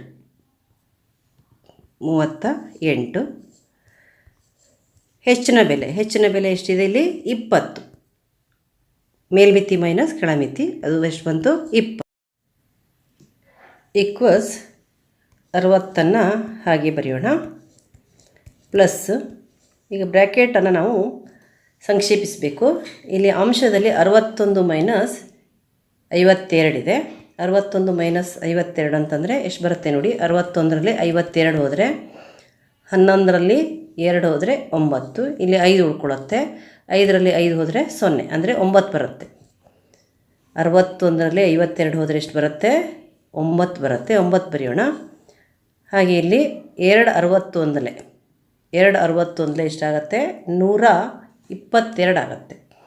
61ನ್ನು 2ರಿಂದ ಗುಣಿಸೋಣ. 61 ಇಂಟು 2, 2 1 2, 6 2 12, 122 ಮೈನಸ್ ಇವೆರಡನ್ನು ಕೂಡಿಸೋಣ. ಯಾಕೆಂತಂದರೆ ಇಲ್ಲೂ ಮೈನಸ್ ಇದೆ, ಇಲ್ಲೂ ಮೈನಸ್ ಇದೆ. ಮೈನಸ್ ಇದು ಒಂದೇ ಚಿಹ್ನೆ ಬಂದಿದ್ದ ಅದನ್ನು ಬರೆಯೋಣ. ಬರೆದ್ಬಿಟ್ಟು ಇಲ್ಲಿ ಇವೆರಡನ್ನು ಕೂಡಿಸೋಣ. 52ಕ್ಕೆ 38 ಸೇರಿಸೋಣ. 2 ಪ್ಲಸ್ 8 ಎಷ್ಟು? 10. ಆಮೇಲೆ 5 ಪ್ಲಸ್ 3 8 ಪ್ಲಸ್ 1 90 ಆಗುತ್ತೆ. ಇಲ್ಲಿ 52 ಮತ್ತು 38 ಕೂಡಿಸಿದರೆ 90 ಆಗುತ್ತೆ. 2 ಚಿಹ್ನೆನೂ ಮೈನಸ್ ಇರೋದ್ರಿಂದ ನಾವು ಅದೇ ಚಿಹ್ನೆಯನ್ನು ಇಲ್ಲಿ ಹಾಕಬೇಕಾಗತ್ತೆ. ಇಂಟು 20. ಈಗ ಪುನಃ 60 ಹಾಗೆ ಬರೆಯೋಣ. ಪ್ಲಸ್ 9 ಬಾಯ್. ಈಗ 122ರಲ್ಲಿ 90 ಕಳೆದು ಬರೆಯೋಣ. 122 ಮೈನಸ್ 90, 2ರಲ್ಲಿ 0 ಹೋದರೆ 2 ಮತ್ತು ಇಲ್ಲಿ 12ರಲ್ಲಿ 9 ಹೋದರೆ 3, 32 ಆಯಿತು. ಇಂಟು 20 ಬರೆಯೋಣ. ಇಂಟು 20 ಇಲ್ಲಿ ಬರೆಯೋಣ. ನಂತರ 60 ಪ್ಲಸ್ 32 ಮತ್ತು 20 ಇದು ಎಷ್ಟು ಮಗ್ಗಿಲಿದೆ? 4 ಮಗ್ಗಿಲಿದೆ. ಇಲ್ಲ ಅಂತಂದರೆ ನಾವೇನು ಮಾಡೋಣ, ಇವೆರಡನ್ನು ಗುಣಿಸಿ ಬರೆಯೋಣ. 180/32. ಈಗ ಈ 60 ಹಾಗೆ ಬರೆಯೋಣ. 180 ಇದನ್ನು 32 ಮಗ್ಗಿಯಲ್ಲಿ ಇಲ್ಲ ಅಂತಂದರೆ ನಾವು ಭಾಗಿಸೋಣ. ಈಗ 4 ಮಗ್ಗಿಯಲ್ಲಿ ಇವೆರಡು ಬರುತ್ತೆ. 4 8 32. ಇಲ್ಲಿ 4 4 16 ಅಂದರೆ 2 ಉಳ್ಕೊಳ್ತು, 20 ಆಯಿತು. 4 5 20. ಈಗ ನಾವು 45ಅನ್ನು 8ರಿಂದ ಭಾಗಿಸೋಣ. ಎಷ್ಟು ಬರುತ್ತೆ? 8 5 40. ಆಮೇಲೆ ಇಲ್ಲಿ 5 ಉಳಿಯುತ್ತೆ. ಪುನಃ ಇಲ್ಲಿ ಪಾಯಿಂಟ್ ಹಾಕಿಬಿಟ್ಟು ಇಲ್ಲಿ 0 ಹಾಕೋಣ. ಎಷ್ಟು ಬರುತ್ತೆ? 8 6 48 ಬರುತ್ತೆ. 2 ಬಂತು. 50ರಲ್ಲಿ 48 ಹೋದರೆ 2, 0 ಹಾಕೋಣ. 8 2 16. 20ರಲ್ಲಿ 16 ಹೋದರೆ 4, 8 5 40 ಬರುತ್ತೆ. ಇಲ್ಲಿಗೆ 9 ಬಂತು. ಉತ್ತರ 5.625 ಬಂತು. 5.625. ಈಗ ಇವೆರಡನ್ನು ಕೂಡಿಸೋಣ. 60ಕ್ಕೆ 5.625 ಏನಾಗುತ್ತೆ? 60 ಪ್ಲಸ್ 5.625. ಇಲ್ಲಿ 5 2 6. 60 ಪ್ಲಸ್ 5 65 ಆಗುತ್ತೆ. ಅದಕ್ಕೇನಾಯ್ತು ಇಲ್ಲಿ? ಬಹುಲಕ 65.625 ಬರುತ್ತೆ. 65.625. ಇದು ಕ್ವೆಶ್ಚನ್ ನಂಬರ್ 30. ಪ್ರಶ್ನೆ ಸಂಖ್ಯೆ 30. ತ್ರಿಭುಜ ಎ ಬಿ ಸಿಯಲ್ಲಿ ಕೋನ ಎ ಡಿ ಸಿ ಈಕ್ವಸ್ ಕೋನ ಬಿ ಎ ಸಿ ಆಗುವಂತೆ ಡಿ ಯು ಬಿ ಸಿ ಬಾಹುವಿನ ಮೇಲಿನ ಒಂದು ಬಿಂದುವಾಗಿದೆ. ಹಾಗಾದರೆ C A square equals C B into C D ಎಂದು ಸಾಧಿಸಿ. ಇಲ್ಲಿ ಏನು ಕೊಟ್ಟಿದ್ದಾರೆ ಅವರು? ತ್ರಿಭುಜ ಎ ಬಿ ಸಿಯಲ್ಲಿ A D C equals B A C ಆಗುವಂತೆ ಡಿ ಯು ಬಿ ಸಿ ಬಾಹುವಿನ ಮೇಲಿನ ಒಂದು ಬಿಂದುವಾಗಿದೆ ಎನ್ನುವುದನ್ನು ಕೊಟ್ಟಿದ್ದಾರೆ. ನಾವು ಏನನ್ನು ಸಾಧಿಸಬೇಕು? ನಾವು C A square equals C B into C D ಎಂದು ಸಾಧಿಸಬೇಕು. ಇದನ್ನು ಈಗ ನಾವು ಎ ಬಿ ಸಿ ತ್ರಿಭುಜವನ್ನು ಬಿಡಿಸೋಣ. ಅಲ್ಲಿ ಕೋನ ಬಿ ಎ ಸಿ ಅಂದರೆ ಮೊದಲು ನಾವು ತ್ರಿಭುಜವನ್ನು ಹೆಸರಿಸೋಣ. ತ್ರಿಭುಜ ಬಿ ಎ ಸಿ ಅಂತಾಯಿತು. ಇಲ್ಲಿ ಕೋನ ಬಿ ಎ ಸಿ ಇದು ಎ ಡಿ ಸಿಗೆ ಸಮವಾಗುವಂತೆ ಇಲ್ಲಿ ನಾವು ಎ ಡಿಯನ್ನು ಎಳೆಯೋಣ. ಇಲ್ಲಿ ಡಿ ಯು ಬಿ ಸಿ ಬಾಹುವಿನ ಮೇಲಿನ ಬಿಂದು. ಮತ್ತು ನಾವು ಅದನ್ನು ಯಾವ ರೀತಿ ಬಿಂದುವನ್ನು ಗುರುತಿಸಬೇಕು? ಎ ಡಿಯನ್ನು ಎಳೆದಾಗ ಕೋನ ಬಿ ಎ ಸಿ ಮತ್ತು ಕೋನ ಎ ಡಿ ಸಿ ಅಂದರೆ ಕೋನ ಎ ಡಿ ಸಿಯು ಕೋನ ಬಿ ಎ ಸಿಗೆ ಸಮವಾಗಿರುವಂತೆ ನಾವು ಡಿ ಬಿಂದುವನ್ನು ಬಿ ಸಿಯ ಮೇಲೆ ಗುರುತಿಸಿ ಎ ಡಿಯನ್ನು ಸೇರಿಸಿದ್ದೀವಿ. ಈಗ ನಾವು C A square is equals to C B into C D ಅನ್ನೋದನ್ನು ಸಾಧಿಸಬೇಕಾಗಿದೆ. ಇಲ್ಲಿ ಸಿ ಎ, ಈ ಸಿ ಎ ಏನಿದೆ ಇದು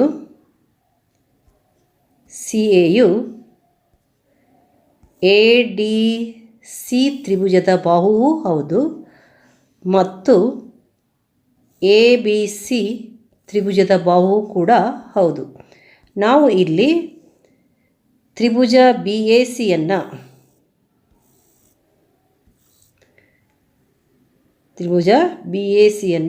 ಸಮರೂಪಿ ತ್ರಿಭುಜ ಎ ಡಿ ಸಿ ಎಂದು ಮಾಡಬೇಕಾಗಿದೆ. ತ್ರಿಭುಜ ಎ ಡಿ ಸಿ ಅಂತ ಮಾಡಬೇಕು. ಯಾವ ತ್ರಿಭುಜ? ತ್ರಿಭುಜ ಬಿ ಎ ಸಿ. ನಾವು ತ್ರಿಭುಜ ಬಿ ಎ ಸಿ ಸಮರೂಪಿ ತ್ರಿಭುಜ ಎ ಡಿ ಸಿ ಅಂತ ಮಾಡಬೇಕಾಗಿದೆ. ಯಾಕಂತಂದರೆ ಇಲ್ಲಿ ಸಿ ಏನಿದೆ, ಈ ಸಿ ಅನ್ನುವುದು ಎರಡೂ ತ್ರಿಭುಜಗಳ ಕೋನವಾಗಿರುತ್ತೆ. ಅಂದರೆ ಸಾಮಾನ್ಯ ಕೋನ. ಇಲ್ಲಿ ಸಿ ಕೋನವು ಎರಡೂ ತ್ರಿಭುಜಗಳ ಕೋನವಾಗಿರುತ್ತೆ. ಅಂದರೆ ತ್ರಿಭುಜ ಬಿ ಎ ಸಿಯ ಕೋನವೂ ಹೌದು, ತ್ರಿಭುಜ ಎ ಡಿ ಸಿಯ ಕೋನವೂ ಹೌದು. ಅಂದರೆ ಸಾಮಾನ್ಯ ಕೋನವಾಗಿರ್ತದೆ. ಮತ್ತು ಅವರೇನು ಕೊಟ್ಟಿದ್ದಾರೆ, ಕೋನ ಬಿ ಎ ಸಿ ಅಂದರೆ ಎ ಕೋನವು ಇಲ್ಲಿ ಈಕ್ವಲ್ಸ್ ಯಾವ ಕೋನ ಇರುತ್ತೆ, ಕೋನ B D C A D C ಇರುತ್ತೆ. ಕೋನ B A C is equals to ಕೋನ B A C is equals to ಯಾವ ಕೋನ ಇರುತ್ತೆ, ಕೋನ B A C is equals to ಕೋನ ಎ ಡಿ ಸಿ ಇರುತ್ತೆ. ಇಲ್ಲಿ ನಾವು ಎ ಮತ್ತು ಡಿ ತೋರಿಸ್ಬೋದು. ಹೀಗಿದ್ದಾಗ ನಾವು ಇಲ್ಲಿ ಅನುಪಾತವನ್ನು ಬರಿಬೋದು. ಏನು ಬರಿಬೋದು, ಇಲ್ಲಿ A C by A D equals A C by A D equals B C by A C ಅಂತ ಬರಿಬೋದು. B C by A C ಅಂತ ಬರಿಬೋದು. ಇಲ್ಲಿ ಓರೆ ಗುಣಾಕಾರ ಮಾಡಿದರೆ A C into A C square ಆಗುತ್ತೆ. A C square equals B C into A D ಬರುತ್ತೆ. ಇದನ್ನು ನಾವು ಸಾಧಿಸ್ಬಿಟ್ರೆ ನಮಗೆ ಬೇಕಾಗಿದ್ದು ಸಿಕ್ಕಂಗಾಯಿತು. ಅದಕ್ಕೆ ನಾವೇನು ಮಾಡೋಣ, ಈ ಚಿತ್ರಕ್ಕೆ ಸರಿಯಾಗಿ ಆ ಕೋನಗಳನ್ನು ಸಮಕೋನಗಳನ್ನು ಆಧಾರವಾಗಿಟ್ಟುಕೊಂಡು ಸಾಮಾನ್ಯ ಕೋನವನ್ನು ಆಧಾರವಾಗಿಟ್ಟುಕೊಂಡು ಆ ಎರಡೂ ತ್ರಿಭುಜಗಳು ಸಮರೂಪಿ ಅಂತ ಸಾಧಿಸೋಣ. ಅದಕ್ಕೆ ಮೊದಲು ಈ ಎರಡೂ ತ್ರಿಭುಜಗಳ ಹೆಸರನ್ನು ಬರೆಯೋಣ. ಈಗ ನಾವು ತ್ರಿಭುಜ ಎ ಬಿ ಸಿ ಮತ್ತು ತ್ರಿಭುಜ ಎ ಡಿ ಸಿಗಳು ಸಮರೂಪಿ ಅಂತ ಸಾಧಿಸೋಣ. ಇಲ್ಲಿ ಎ ಡಿ ಸಿ ಸಮ ಬಿ ಎ ಸಿ ಕೊಟ್ಟಿದ್ದಾರೆ. ಅದಕ್ಕೆ ನಾವು ಮೊದಲು ತ್ರಿಭುಜ ಎ ಡಿ ಸಿಯನ್ನು ಬರೆಯೋಣ. ತ್ರಿಭುಜ ಎ ಡಿ ಸಿ ಮತ್ತು ತ್ರಿಭುಜ ಎ ಡಿ ಸಿ ಮತ್ತು ತ್ರಿಭುಜ ಎ ಬಿ ಸಿಗಳಲ್ಲಿ ಅಥವಾ ತ್ರಿಭುಜ ಇಲ್ಲಿ ತ್ರಿಭುಜ ಎ ಡಿ ಸಿ ಮತ್ತು ತ್ರಿಭುಜ ಬಿ ಎ ಸಿಗಳಲ್ಲಿ ಏನಾಯಿತು, ಕೋನ ಏನಾಗುತ್ತೆ, ಎ ಡಿ ಸಿ ಸಮ ಕೋನ ಎ ಡಿ ಸಿ ಸಮ ಕೋನ ಏನಾಗುತ್ತೆ, ಬಿ ಎ ಸಿ ಆಗುತ್ತೆ. ಕೋನ ಬಿ ಎ ಸಿ ಆಯಿತು. ಮತ್ತು ಇಲ್ಲಿ ಸಿ ಎನ್ನುವುದು ಎರಡೂ ತ್ರಿಭುಜಗಳ ಕೋನವಾಗಿರೋದ್ರಿಂದ ಕೋನ ಸಿ ಸಮ ಕೋನ ಸಿ ಅಂತ ಬರೆಯೋಣ. ಇದು ದತ್ತ ಅವರು ಕೊಟ್ಟಿರೋದು. ಮತ್ತು ಇದಕ್ಕೆ ಕಾರಣ ಏನು ಬರೀತೀರಾ, ಸಾಮಾನ್ಯ ಕೋನ. ಈಗ ನಮಗೆ ಎರಡು ಅಂಶಗಳು ಸಿಕ್ಕಿದ್ವು. ಎರಡು ಜೊತೆ ಕೋನಗಳು, ಎರಡು ಜೊತೆ ಅನುರೂಪ ಕೋನಗಳು ಸಮ ಅಂತ ಆದಮೇಲೆ ನೇರವಾಗಿ ಆ ಎರಡು ತ್ರಿಭುಜಗಳು ಸಮರೂಪಿ ಅಂತ ಬರಿಬೋದು. ಆದ್ದರಿಂದ ತ್ರಿಭುಜ ಎ ಡಿ ಸಿ ಸಮರೂಪಿ ತ್ರಿಭುಜ ಬಿ ಎ ಸಿ. ಈಗ ನಾವು ಅನುಪಾತ ಬರೆಯೋಣ. ಏನು ಬರೆಯೋಣ, ಇಲ್ಲಿ ನಮಗೆ ಬೇಕಾಗಿದ್ದು ಸಿ ಎ ಸ್ಕ್ವೇರ್. ಅದಕ್ಕೆ ಮೊದಲು ಸಿ ಎ ಬರೆಯೋಣ. ಸಿ ಎ ಬೈ ಏನಾಗುತ್ತೆ, ಬಿ ಸಿ ಆಗುತ್ತೆ. C A by B C equals C A by B C equals ಮತ್ತು ಪುನಃ ಇಲ್ಲಿ ಸಿ ಎ ಬರಬೇಕು. ಅದಕ್ಕೆ ಏನು ಬರೆಯೋಣ, ಸಿ ಎ ಅಂದರೆ ಇದಾಗುತ್ತೆ. ಅದಕ್ಕೆ ಡಿ ಸಿ ಬರೆಯೋಣ. ಯಾಕಂದರೆ ಇಲ್ಲಿ ಡಿ ಸಿ ಇರೋದರಿಂದ ಡಿ ಸಿ ಬರೆಯೋಣ. ಡಿ ಸಿ ಆದಮೇಲೆ ಎ ಸಿ ಬರುತ್ತೆ. ಮತ್ತು D C by A C. ಈಗ ಇಲ್ಲಿ ನಾವು ಓರೆ ಗುಣಾಕಾರ ಮಾಡೋಣ. ಆದ್ದರಿಂದ ಇಲ್ಲಿ ಓರೆ ಗುಣಾಕಾರ C A into C A, C A square equals ಏನಾಯಿತು, D C into B C ಅಥವಾ B C into D C ಆಗುತ್ತೆ. B C into D C. ಈಗ ಮುಂದಿನ ಪ್ರಶ್ನೆ 31ನೇ ಪ್ರಶ್ನೆ. ಬಾಹ್ಯ ಬಿಂದುವಿನಿಂದ ವೃತ್ತಕ್ಕೆ ಎಳೆದ ಸ್ಪರ್ಶಕಗಳ ಉದ್ದವು ಸಮನಾಗಿರುತ್ತವೆ ಎಂದು ಸಾಧಿಸಿ. ಏನದು, ಬಾಹ್ಯ ಬಿಂದುವಿನಿಂದ ವೃತ್ತಕ್ಕೆ ಎಳೆದ ಸ್ಪರ್ಶಕಗಳ ಉದ್ದವು ಸಮನಾಗಿರುತ್ತದೆ ಎಂದು ಸಾಧಿಸಿ. ಮಕ್ಕಳೇ, ನಿಮಗೆ ಇದು ಗೊತ್ತಿದೆ, ಇದು ವೃತ್ತಗಳು ಚಾಪ್ಟರ್ನ ಪ್ರಮೇಯ. ಈ ಪ್ರಮೇಯವನ್ನು ನೀವು ಭಾಳ ಸಲ ಪ್ರಶ್ನೆ ಪತ್ರಿಕೆಯಲ್ಲಿ ನೋಡಿದ್ದೀರಾ ಮತ್ತು ಉತ್ತರವನ್ನು ಬರೆದಿದ್ದೀರಾ. ಅದಕ್ಕೆ ಮಕ್ಕಳು ಈ ಪ್ರಮೇಯವನ್ನು ಸಾಧಿಸುವ ರೀತಿಯನ್ನು ನೀವು ಕರೆಕ್ಟಾಗಿ ಕಲ್ತಿಟ್ಕೊಳ್ಳಿ ಮತ್ತು ಪರೀಕ್ಷೆಯಲ್ಲಿ ಫುಲ್ ಅಂಕವನ್ನು ನೀವು ತಗೋಬೋದು. ಈಗ ನಾವು 32ನೇ ಪ್ರಶ್ನೆಯನ್ನು ನೋಡೋಣ. ತಂದೆಯ ವಯಸ್ಸು ಅವನ ಮಗನ ವಯಸ್ಸಿಗಿಂತ 30 ವರ್ಷ ಹೆಚ್ಚಾಗಿದೆ. 5 ವರ್ಷಗಳ ನಂತರ ತಂದೆಯ ಹಾಗೂ ಮಗನ ವಯಸ್ಸುಗಳ ಗುಣಲಬ್ಧವು 400 ಆದರೆ ಅವರಿಬ್ಬರ ಈಗಿನ ವಯಸ್ಸುಗಳನ್ನು ಕಂಡುಹಿಡಿಯಿರಿ. ಇಲ್ಲಿ ನಾವು ಏನು ಗಮನಿಸಬೇಕು, ತಂದೆಯ ವಯಸ್ಸು ಮಗನ ವಯಸ್ಸಿಗಿಂತ 30 ವರ್ಷ ಹೆಚ್ಚಾಗಿದೆ. ಅದಕ್ಕೆ ನಾವು ಮಗನ ವಯಸ್ಸನ್ನು ಏನಂತ ಇಟ್ಕೊಳ್ಳೋಣ, ಎಕ್ಸ್ ಅಂತ ಇಟ್ಕೊಂಡ್ರೆ ತಂದೆಯ ವಯಸ್ಸು ಏನಾಗುತ್ತೆ, ಎಕ್ಸ್ ಪ್ಲಸ್ 30 ಆಗುತ್ತೆ. ಮಗನ ವಯಸ್ಸು ಎಕ್ಸ್ ಇದ್ದರೆ 30 ವರ್ಷ ಜಾಸ್ತಿ ಅಪ್ಪನ ವಯಸ್ಸು, ತಂದೆಯ ವಯಸ್ಸು, ಅಂದರೆ ಏನಾಗುತ್ತೆ ಎಕ್ಸ್ ಪ್ಲಸ್ 30 ಆಯಿತು. ಹಾಗೆ 5 ವರ್ಷಗಳ ನಂತರ ಅಂತಂದರೆ ಇಬ್ಬರ ವಯಸ್ಸು ಕೂಡ 5 ವರ್ಷ ಹೆಚ್ಚಾಗಿರುತ್ತೆ. ಎಕ್ಸ್ ಇರೋದು ಮಗನ ವಯಸ್ಸು 5 ವರ್ಷದ ನಂತರ ಎಕ್ಸ್ ಪ್ಲಸ್ 5 ಆಗುತ್ತೆ. ಎಕ್ಸ್ ಪ್ಲಸ್ 30 ಇರೋದು ಅಪ್ಪನ ವಯಸ್ಸು, ತಂದೆಯ ವಯಸ್ಸು 5 ವರ್ಷದ ನಂತರ ಮತ್ತೆ 5 ವರ್ಷ ಜಾಸ್ತಿ ಆಗುತ್ತೆ, ಅಂದರೆ ಎಕ್ಸ್ ಪ್ಲಸ್ 30 ಪ್ಲಸ್ 5 ಆಗುತ್ತೆ. ಇವೆರಡರ ಗುಣಲಬ್ಧವನ್ನು ಕೊಟ್ಟಿದ್ದಾರೆ. ಎಷ್ಟದು 400, ಅಂದರೆ ಎಕ್ಸ್ ಪ್ಲಸ್ 5 ಇಂಟು ಇಲ್ಲಿ ಎಕ್ಸ್ ಪ್ಲಸ್ 30 ಪ್ಲಸ್ 5 ಅಂತಂದರೆ 35. ಇವುಗಳ ಗುಣಲಬ್ಧ ಎಷ್ಟಾಗತ್ತೆ 400. ಈಗ ನಮಗೊಂದು ಸಮೀಕರಣ ಸಿಗ್ತಾ ಇದೆ. ಇದನ್ನು ನಾವು ವರ್ಗ ಸಮೀಕರಣದ ಆದರ್ಶ ರೂಪಕ್ಕೆ ತಂದುಕೊಳ್ಳುವುದರ ಮೂಲಕ ಎಕ್ಸ್ನ ಬೆಲೆಯನ್ನು ಕಂಡುಹಿಡಿದ್ರೆ ನಮಗೆ ಅವರ ಈಗಿನ ವಯಸ್ಸುಗಳು ಗೊತ್ತಾಗಿರುತ್ತೆ. ಈಗಿನ ವಯಸ್ಸನ್ನು ನಾವು ಎಕ್ಸ್ ಮತ್ತು ಎಕ್ಸ್ ಪ್ಲಸ್ 30 ಅಂತ ಇಟ್ಕೊಂಡಿದ್ದೀವಿ. ಯಾಕಂತಂದರೆ ತಂದೆಯ ವಯಸ್ಸು 30 ವರ್ಷ ಜಾಸ್ತಿ ಆಗಿರೋದ್ರಿಂದ. ಅದಕ್ಕೆ ಬರೆಯೋಣ, ಮಗನ ಈಗಿನ ವಯಸ್ಸು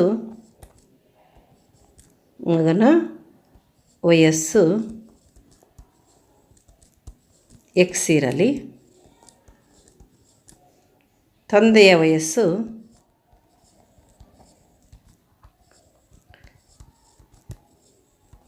ಎಷ್ಟಾಗತ್ತೆ ಎಕ್ಸ್ ಪ್ಲಸ್ 30 ಆಗುವುದು. 5 ವರ್ಷಗಳ ನಂತರ 5 ವರ್ಷಗಳ ನಂತರ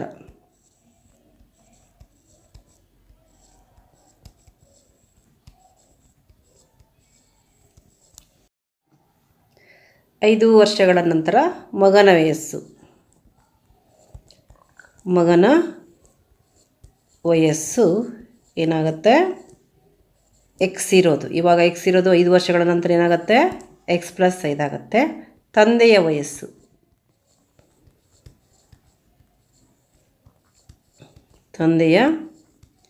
ವಯಸ್ಸೇನಾಯಿತು, ಈಗ ಎಕ್ಸ್ ಪ್ಲಸ್ 30 ಇರೋದು ಎಕ್ಸ್ ಪ್ಲಸ್ 30 ಪ್ಲಸ್ 5 ಅಂದರೆ ಎಷ್ಟಾಗತ್ತೆ ಎಕ್ಸ್ ಪ್ಲಸ್ 35 ಆಗುವುದು. ಈಗ ಇವೆರಡರ ಗುಣಲಬ್ಧ ಎಕ್ಸ್ ಪ್ಲಸ್ 5 ಮತ್ತು ಎಕ್ಸ್ ಪ್ಲಸ್ 35ರ ಗುಣಲಬ್ಧ, ಅಂದರೆ 5 ವರ್ಷದ ನಂತರ ಅವೆರಡರ ವಯಸ್ಸಿನ ಗುಣಲಬ್ಧ ಎಷ್ಟು ಅಂತ ಹೇಳಿದರೆ 400. ಅದಕ್ಕೆ ಗುಣಲಬ್ಧವನ್ನು ಬರೆಯೋಣ, X plus 5 into X plus 35, X plus 35 equals ಎಷ್ಟಾಗತ್ತೆ 400. ಈಗ ನಾವು ಎಕ್ಸಿಂದ ಎಕ್ಸ್ಗೆ ಗುಣಿಸಿ ಬರೆಯೋಣ, ಆಮೇಲೆ ಎಕ್ಸಿಂದ 35ಕ್ಕೆ ಗುಣಿಸಿ ಬರೆಯೋಣ, ನಂತರ 5ರಿಂದ ಎಕ್ಸ್ಗೆ ಗುಣಿಸಿ ಬರೆಯೋಣ, ಮತ್ತು 5ರಿಂದ 35ಕ್ಕೆ ಗುಣಿಸಿ ಬರೆಯೋಣ.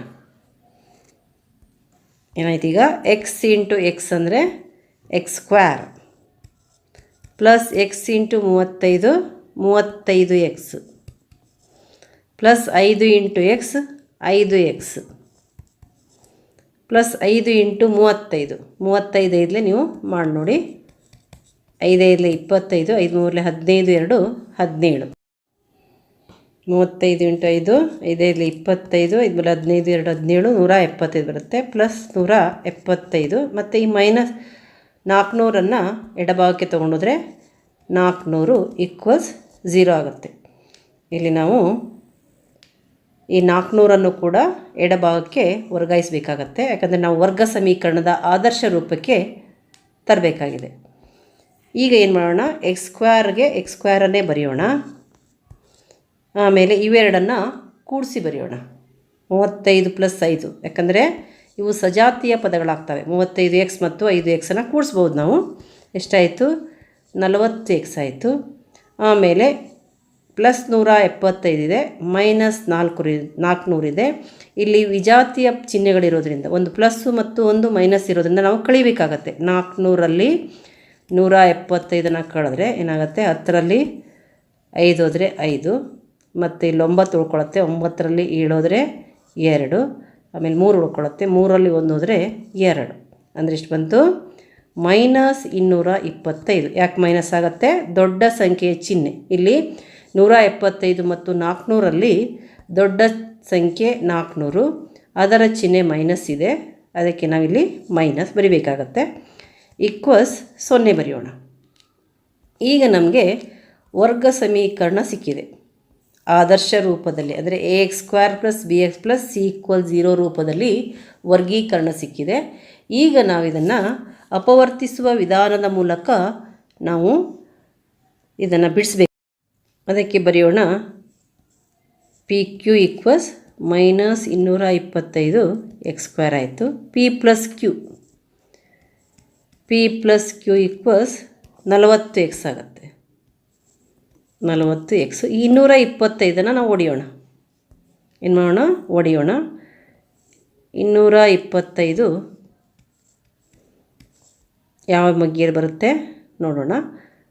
ಯಾಕೆ ಅಂತಂದರೆ ನಾವಿಲ್ಲಿ -225 x² ಎರಡು ಅಪವರ್ತನಗಳಾಗಿ ಹೊಡಿಬೇಕಾಗತ್ತೆ. ಇಲ್ಲಿ ಮೈನಸ್ ಚಿಹ್ನೆ ಇರೋದರಿಂದ ನಮಗೆ ಬೇರೆ ಬೇರೆ ಚಿಹ್ನೆಯನ್ನು ನಾವು ತಗೋಬೇಕಾಗತ್ತೆ. ದೊಡ್ಡ ಸಂಖ್ಯೆಗೆ ಈ ಮಧ್ಯಪದದ ಚಿಹ್ನೆ ಬರುತ್ತೆ ಪ್ಲಸ್, ಮತ್ತು ಚಿಕ್ಕ ಅಪವರ್ತನಕ್ಕೆ ಚಿಕ್ಕ ಸಂಖ್ಯೆಗೆ ಇನ್ನೊಂದು ಅದರ ವಿರುದ್ಧ ಚಿಹ್ನೆ ಬರುತ್ತೆ. ಈಗ ಯಾವ ಟೇಬಲಲ್ಲಿ 225 ಅನ್ನೋದನ್ನು ನಾವು ನೋಡ್ಕೊಳ್ಳೋಣ. 225 ಇದು 2ರಿಂದ ಭಾಗವಾಗಲ್ಲ, 3ರಿಂದ ಆಗುತ್ತಾ ನೋಡೋಣ. ಈ 3ಅನ್ನು ಕೂಡಿಸೋಣ. 2 + 2 + 5 ಅಂದರೆ 9 ಬರುತ್ತೆ. 9 ಅಂದರೆ 3ರ ಮಗ್ಗಿಯಲ್ಲಿದೆ, ಅಂದರೆ ಇದು ಕೂಡ 3ರ ಮಗ್ಗಿಯಲ್ಲಿದೆ ಅಂತ ಅರ್ಥ. 3 × 7 = 21, ಇಲ್ಲಿ 1 ಉಳ್ಕೊಳ್ಳುತ್ತೆ. 3 × 5 = 15. ಪುನಃ 7 + 5 12 ಆಗುತ್ತೆ. 12 3ರ ಮಗ್ಗಿಯಲ್ಲಿದೆ, ಆದ್ದರಿಂದ 75 ಕೂಡ 3ರ ಮಗ್ಗಿಯಲ್ಲಿದೆ. 3 × 25 ಆಯಿತು. ಈಗ 25 ಪುನಃ 3ರಿಂದ ಭಾಗವಾಗಲ್ಲ, ಯಾಕಂದರೆ 2 + 5 7 ಆಗುತ್ತೆ. 7 ಇದು 3ರ ಮಗ್ಗಿಯಲ್ಲಿ ಇಲ್ಲ, ಆದ್ದರಿಂದ 25 ಕೂಡ 3ರ ಮಗ್ಗಿಯಲ್ಲಿ ಇಲ್ಲ. ಅದಕ್ಕೆ ನಾವು ನೆಕ್ಸ್ಟ್ 5ರಿಂದ ಭಾಗಿಸೋಣ. 5 × 5 = 25, 5 1. ಈಗ ನಮಗೆ 225 ಅಂತೂ ಗುಣಲಬ್ಧ ಬರುತ್ತೆ ಈ 4ರಿಂದ. ಆದರೆ ಇಲ್ಲಿ ನಾವು 3 3 9, 9 5 45, 45 ಮತ್ತು 5 ತಗೋಬೋದು. +45 - 5 ಅಂದರೆ +45x - 5x ಇಲ್ಲಿ ತಗೋಬೋದು. ಈಗ ಇದನ್ನು ನಾವು ಇಲ್ಲಿ ಬರೆಯೋಣ. x² + 45x - 5x ಆಮೇಲೆ -225 ಈಕ್ವಲ್ಸ್ ಏನಾಯಿತು? 0 ಆಯಿತು. ಈಗ x² + 45xಲ್ಲಿ ನಾವು ಸಾಮಾನ್ಯ ತೆಗೆಯೋಣ. ಏನದು? x. ಇಲ್ಲಿ ಏನು ಉಳ್ಕೊಳ್ತು? x² x ಹೊರಗಡೆ ಬಂದಿರೋದ್ರಿಂದ x × x ಆಗುತ್ತೆ, ಪ್ಲಸ್ ಇಲ್ಲಿ 45x ಇದೆ. x ಆಲ್ರೆಡಿ ಹೊರಗಡೆ ಇರೋದ್ರಿಂದ ಏನು ಉಳ್ಕೊಳ್ಳುತ್ತೆ? 45. ನಂತರ -5x - 225 ಇದೆ. ನಾವು ಸಾಮಾನ್ಯವಾಗಿ ಯಾವುದನ್ನು ತೆಗಿಬೋದು? -5. ಇಲ್ಲೇನು ಉಳ್ಕೊಳ್ತು? x ಇದೆ. ನಮಗೆ ಗೊತ್ತಿದೆ 45 5 225 ಅಂತ. ಅದಕ್ಕೆ ನಾವೇನು ಮಾಡೋಣ? ಇಲ್ಲಿ ಪ್ಲಸ್ ಬರುತ್ತೆ. ಯಾಕೆ ಬರುತ್ತೆ? ಇಲ್ಲಿ ಮೈನಸ್ ಹೊರಗಡೆ ಬಂದಿರೋದ್ರಿಂದ ಬ್ರ್ಯಾಕೆಟ್ ಹಾಕಿದ ತಕ್ಷಣ ಇದು ಮೈನಸ್ ಏನಿದೆ ಪ್ಲಸ್ ಆಗುತ್ತೆ. 5 ಎಷ್ಟಲೇ? 5 45 ಈಕ್ವಲ್ಸ್ 0 ಹಾಕೋಣ. ಈಗ ಇಲ್ಲಿ x + 45 ಇದೆ, ಇಲ್ಲೂ ಕೂಡ x + 45 ಇದೆ. ಅದನ್ನು ಸಾಮಾನ್ಯವಾಗಿ ಒಂದು ಬ್ರ್ಯಾಕೆಟಲ್ಲಿ ಬರೆಯೋಣ. ಈಗ ಮೊದಲನೇ x + 45 ಜೊತೆ ಇರೋದು x ಇದೆ, ಅದನ್ನು ಬರೆಯೋಣ. ಆಮೇಲೆ ಎರಡನೇ x + 45 ಜೊತೆ ಇರೋದು -5 ಇದೆ, ಅದನ್ನು ಬರೆಯೋಣ. ಈಕ್ವಲ್ಸ್ 0 ಆಯಿತು. ಈಗ ನಾವು ಎರಡೂ ಅಪವರ್ತನಗಳನ್ನು 0ಗೆ ಸಮದೂಗಿಸೋಣ. ಅಂದರೆ ಯಾವುದು? ಇಲ್ಲಿ x + 45 = 0 ಅಂತ ಒಂದು ಸಮೀಕರಣ ಬರೆಯೋಣ. x + 45 = 0 ಅಥವಾ x - 5 = 0. ಈಗ ಏನು ಮಾಡೋಣ?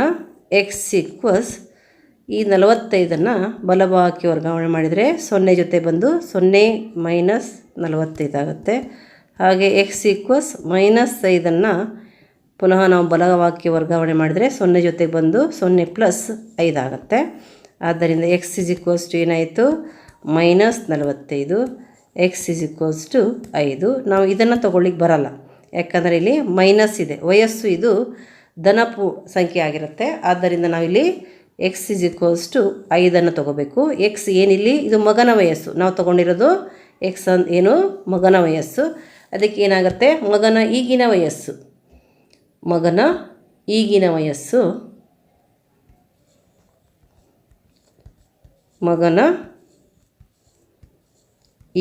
ವಯಸ್ಸು ಎಷ್ಟು ವರ್ಷ? 5 ವರ್ಷ. 5 ವರ್ಷಗಳು. ತಂದೆಯ ಈಗಿನ ವಯಸ್ಸು 5ಕ್ಕೆ ತಂದೆಯ ವಯಸ್ಸು ಮಗನ ವಯಸ್ಸಕ್ಕಿಂತ 30 ವರ್ಷ ಹೆಚ್ಚಿರೋದ್ರಿಂದ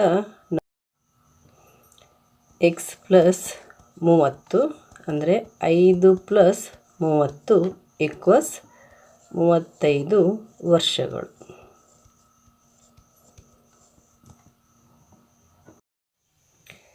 ಈಗ ಅದೇ ಪ್ರಶ್ನೆಯ ಅಥವಾ ಪ್ರಶ್ನೆ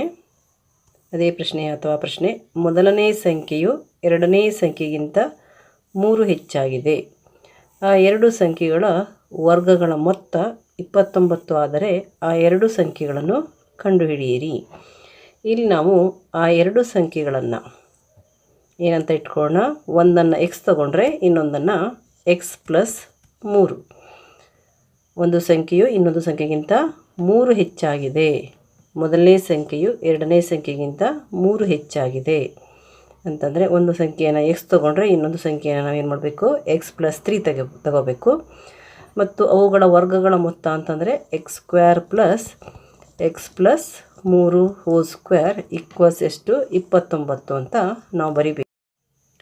ಈಗ ಬರ್ಕೊಳ್ಳೋಣ. ಆ ಎರಡು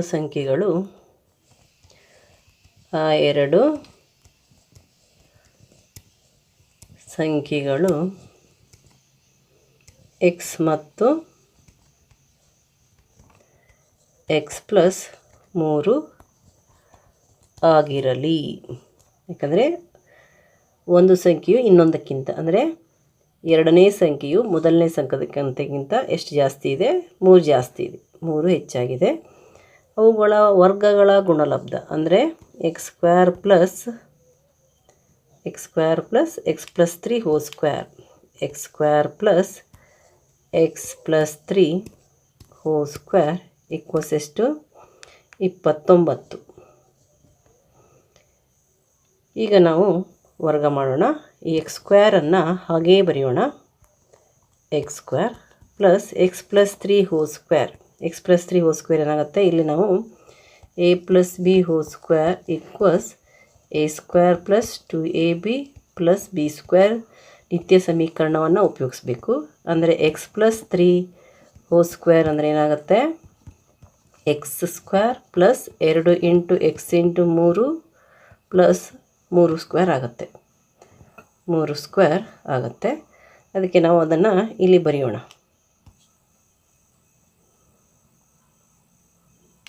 ಏನಾಗುತ್ತೆ, ಇದು ಎಕ್ಸ್ ಸ್ಕ್ವೇರ್ ಅಂದರೆ ಎ ಸ್ಕ್ವೇರ್ ಪ್ಲಸ್ 2ab ಅಂದರೆ 2 into X into 3 plus 3 square plus B square ಅಂದರೆ ಪ್ಲಸ್ 3 ಸ್ಕ್ವೇರ್ ಈಕ್ವಲ್ಸ್ 29 ಆಯಿತು. ನಂತರ ಇಲ್ಲಿ X square plus X square ಅವು ಸಜಾತಿಯ ಪದಗಳು, ಅವುಗಳನ್ನು ಕೂಡಿಸ್ಬೋದು. 2 ಎಕ್ಸ್ ಸ್ಕ್ವೇರ್ ಆಗುತ್ತೆ ಪ್ಲಸ್ ಇವು 3 ಗುಣಿಸೋಣ. 2 ಇಂಟು ಎಕ್ಸ್ ಇಂಟು 3, 2 3 6, 6 ಎಕ್ಸ್ ಆಗುತ್ತೆ ಪ್ಲಸ್ 3 ಸ್ಕ್ವೇರ್ ಅಂದರೆ 9 ಮೈನಸ್ 29 ಈಕ್ವಲ್ಸ್ ಏನಾಯಿತು, 0 ಆಯಿತು. ಈಗ 2 ಎಕ್ಸ್ ಸ್ಕ್ವೇರನ್ನು ಹಾಗೆ ಬರೆಯೋಣ. 2 ಎಕ್ಸ್ ಸ್ಕ್ವೇರ್ ಪ್ಲಸ್ 6 ಎಕ್ಸನ್ನು ಕೂಡ ಹಾಗೆ ಬರೆಯೋಣ. 6 ಎಕ್ಸ್ ಪ್ಲಸ್ 9 ಮೈನಸ್ 29 ಇದೆ. ಇಲ್ಲಿ ಬೇರೆ ಬೇರೆ ಚಿಹ್ನೆ ಬಂದಿರೋದ್ರಿಂದ ನಾವು ದೊಡ್ಡ ಸಂಖ್ಯೆಯಿಂದ ಅಂದರೆ 29ರಿಂದ 9 ಕಳೆದು ದೊಡ್ಡ ಸಂಖ್ಯೆಯ ಚಿಹ್ನೆಯನ್ನು ಹಾಕೋಣ. ಅಂದರೆ ಏನಾಯಿತು, 29ರಲ್ಲಿ 9 ಹೋದರೆ 20. ಯಾವ 20? -20, ಯಾಕಂದರೆ ದೊಡ್ಡ ಸಂಖ್ಯೆಗೆ ಮೈನಸ್ ಚಿಹ್ನೆ ಇದೆ. ಈಕ್ವಸ್ 0 ಆಯಿತು. ಈಗ ಇಲ್ಲಿ 3 ಪದಗಳನ್ನು ಗಮನಿಸಿ, 3 ಕೂಡ 2ರ ಮಗ್ಗಿಯಲ್ಲಿದ್ದಾವೆ. 2x² 6x ಮತ್ತು -20ರಲ್ಲಿ 2 6 20. ಇವು 3 2ರ ಮಗ್ಗಿಯಲ್ಲಿ ಇರೋದರಿಂದ ನೀವು 2ಅನ್ನು ಸಾಮಾನ್ಯವಾಗಿ ಹೊರಗೆ ತೆಗೀರಿ. ಈಗ ಏನು ಉಳ್ಕೊಳ್ತಿಲ್ಲಿ 2x² 2 ಹೊರಗಡೆ ಬಂದಿರೋದ್ರಿಂದ ಏನು ಉಳ್ಕೊಳ್ತು x² ಆಯಿತು, ಪ್ಲಸ್ 3 2 3 6 ಆಗಿರೋದ್ರಿಂದ 3 ಬಂತು, ಮತ್ತು ಇಲ್ಲಿ x ಉಳ್ಕೊಂಡಿದೆ x ಆಯಿತು, ಮೈನಸ್ 2 10 20 ಆಗುತ್ತೆ. 2 10 20 ಆಗುತ್ತೆ, ಅದಕ್ಕೆ 10 ಬರೆಯೋಣ. ಈಕ್ವಲ್ 0 ಆಯಿತು. ನಂತರ ಇಲ್ಲಿ ನಾವು ಈ 2ಅನ್ನು ಬಿಟ್ಟು ಕೇವಲ ಇಷ್ಟನ್ನೇ ಬರಿಬೋದು. ಏನಾಯ್ತಿದು x² plus 3x minus 10 equals 0 ಆಯಿತು. ಈಗ ನಾವು ಮಧ್ಯಪದವನ್ನು ಒಡೆಯಬೇಕಿಲ್ಲಿ. ಇದನ್ನು ನಾವು ಅಪವರ್ತಿಸಬೇಕು. ಮಧ್ಯಪದವನ್ನು ಒಡೆದು 3 ಪದಗಳನ್ನು 4 ಪದಗಳನ್ನಾಗಿ ಮಾಡಿಕೊಂಡು ನಾವು ಇಲ್ಲಿ ಸಾಮಾನ್ಯವನ್ನು ತೆಗಿಬೇಕಾಗಿದೆ. ಇಲ್ಲಿ ಗುಣಲಬ್ಧ ಪಿ ಕ್ಯೂ ಅಂತಂದರೆ ಏನಾಗುತ್ತೆ -10x² ಆಯಿತು. ಪಿ ಪ್ಲಸ್ ಕ್ಯೂ ಅಂತಂದರೆ 3x ಆಗುತ್ತೆ. ಈ -10² ಯಾವ ಮಗ್ಗಿಯಲ್ಲಿ ಬರುತ್ತೆ, ಇಲ್ಲಿ ಮೈನಸ್ ಬಂದಿರೋದ್ರಿಂದ ಬೇರೆ ಬೇರೆ ಚಿಹ್ನೆ ಆಗುತ್ತೆ. -10x² ಯಾವ ಮಗ್ಗಿಲಿ ಬರುತ್ತೆ 5 ಮತ್ತು 2, 5 2 10 ಆಗುತ್ತೆ. ಇಲ್ಲಿ ಚಿಹ್ನೆ ಯಾವ್ದು ಬರುತ್ತೆ ಅಂದರೆ ದೊಡ್ಡ ಅಪವರ್ತನಕ್ಕೆ ಮಧ್ಯಪದದ ಚಿಹ್ನೆ ಬರುತ್ತೆ ಪ್ಲಸ್, ಇದು ಮೈನಸ್ ಆಯಿತು. ಇಲ್ಲಿ x ಹಾಕೋಣ. ಅಂದರೆ ಈ 3xನ್ನು ನಾವು ಪ್ಲಸ್ 5x ಮೈನಸ್ 2x ಅಂತ ಬರಿಬೇಕಾಗಿದೆ. ಬರೆಯೋಣ ಅದನ್ನು. x² plus 5x minus 2x minus 10 equals 0. ಈಗ ಇವೆರಡರಲ್ಲಿ ಸಾಮಾನ್ಯ ತೆಗೆಯೋಣ. ಏನಾಗುತ್ತೆ ಸಾಮಾನ್ಯ x ಇಂಟು x ಪ್ಲಸ್ 5, x ಇಂಟು 5 5x ಆಗುತ್ತೆ, 5x ಆಗುತ್ತೆ. ಅದಕ್ಕಾಗಿ ನಾವಿಲ್ಲಿ 5 ಬರಿತಾ ಇದ್ದೀವಿ. ಈಗ ಮೈನಸ್ 2x ಮೈನಸ್ 10 ಇದೆ. ಇಲ್ಲಿ 2 ಮತ್ತು 10 ಇವೆರಡು 2ರ ಮಗ್ಗಿಲಿರೋದ್ರಿಂದ ನಾವು 2ಅನ್ನು ಹೊರಗೆ ತೆಗೆಯೋಣ. ಆದರೆ ಇಲ್ಲಿ -2 ಇರೋದ್ರಿಂದ -2ಅನ್ನು ಹೊರಗೆ ತೆಗಿಬೇಕಾಗತ್ತೆ. ಇಲ್ಲಿ ಏನು ಉಳ್ಕೊಳ್ತು x ಉಳ್ಕೊಳ್ತು. ಆಮೇಲೆ ಈ ಮೈನಸ್ ಏನಾಯಿತು ಪ್ಲಸ್ ಆಗುತ್ತೆ. ಇಲ್ಲಿ ಬ್ರ್ಯಾಕೆಟ್ ಹೊರಗಡೆ ಮೈನಸ್ ಬಂದಾಗ ಬ್ರ್ಯಾಕೆಟ್ ಹಾಕಿದ ತಕ್ಷಣ ಈ ಮೈನಸ್ ಏನಾಗುತ್ತೆ ಚೇಂಜ್ ಆಗುತ್ತೆ, ಪ್ಲಸ್ ಆಗುತ್ತೆ. 2 ಎಷ್ಟಲೇ 10, 2 5 10 ಈಕ್ವಲ್ಸ್ ಏನಾಯಿತು 0 ಆಯಿತು. ಈಗ ಇಲ್ಲಿ x ಪ್ಲಸ್ 5 ಸಾಮಾನ್ಯವಾಗಿ ನಾವು ಹೊರಗೆ ತೆಗೆಯೋಣ. ಸಾಮಾನ್ಯ ಅಪವರ್ತನ ಇದೆ. ಅದಕ್ಕೆ ಏನು ಮಾಡೋಣ, x ಪ್ಲಸ್ 5ಅನ್ನು ಮೊದಲನೇ ಬ್ರ್ಯಾಕೆಟಲ್ಲಿ ಬರೆಯೋಣ. ಎರಡನೇ ಬ್ರ್ಯಾಕೆಟಲ್ಲಿ ಇಲ್ಲಿ ಏನು x ಉಳ್ಕೊಂಡಿದ್ದಿಲ್ಲ ಅದನ್ನು ಬರೆಯೋಣ. ಆಮೇಲೆ ಮೈನಸ್ 2 ಆಯಿತು. ಈ 2ಅನ್ನು ಇಲ್ಲಿ ಬರಿತಾ ಇದ್ದೀವಿ. ಈ 2ಅನ್ನು ಇಲ್ಲಿ ಬರೆದ್ವಿ. ಇದು ಈ x ಪ್ಲಸ್ 5ರ ಜೊತೆ ಇರುವಂಥದ್ದು. ಈಕ್ವಲ್ಸ್ ಏನಾಯಿತು 0 ಆಯಿತು. ಈಗ ನಾವು ಇದನ್ನು 0ಗೆ ಈಕ್ವಲ್ ಮಾಡೋಣ ಮತ್ತು ಇದನ್ನು ಕೂಡ 0ಗೆ ಈಕ್ವಲ್ ಮಾಡೋಣ. ಏನಾಯಿತು x ಪ್ಲಸ್ 5 ಈಸ್ ಈಕ್ವಲ್ಸ್ ಟು 0 ಆಯಿತು. ಅಂದರೆ ಏನಾಯಿತು x ಪ್ಲಸ್ 5 ಈಸ್ ಈಕ್ವಲ್ಸ್ ಟು 0, ಅಥವಾ x minus 2 is equals to 0 ಆಯಿತು. ಈಗ ಎಕ್ಸ್ನ ಬೆಲೆಯನ್ನು ನಾವು ಕಂಡುಹಿಡಿಬೇಕು. ಈ ಪ್ಲಸ್ 5ಅನ್ನು ಈ ಕಡೆ ಟ್ರಾನ್ಸ್ಫರ್ ಮಾಡೋಣ. ಅವಾಗ ಏನಾಯಿತು x is equals to 0 minus 5 ಆಯಿತು, ಅಥವಾ x is equals to 0 plus 2 ಆಯಿತು. ಈಗ x ಈಸ್ ಈಕ್ವಲ್ಸ್ ಟು ಏನಾಯಿತು -5, ಅಥವಾ x ಈಸ್ ಈಕ್ವಲ್ಸ್ ಟು 2.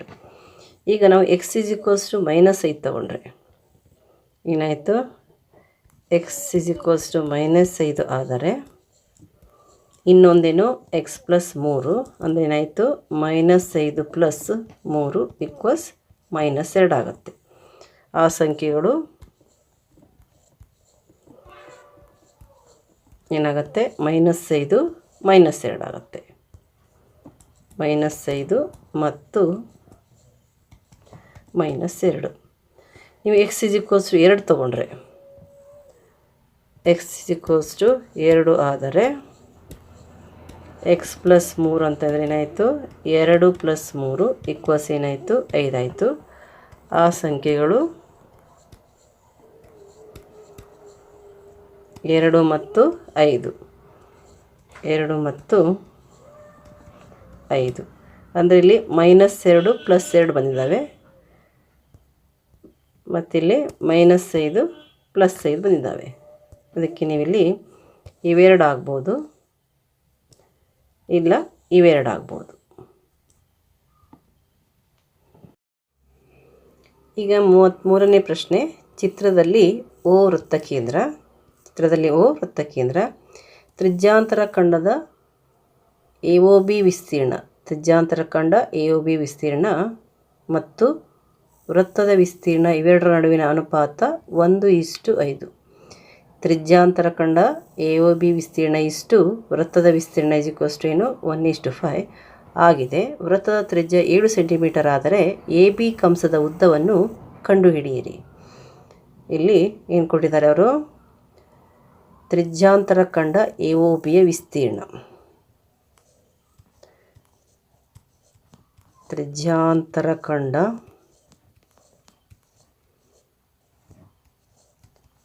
AOBಯ ವಿಸ್ತೀರ್ಣ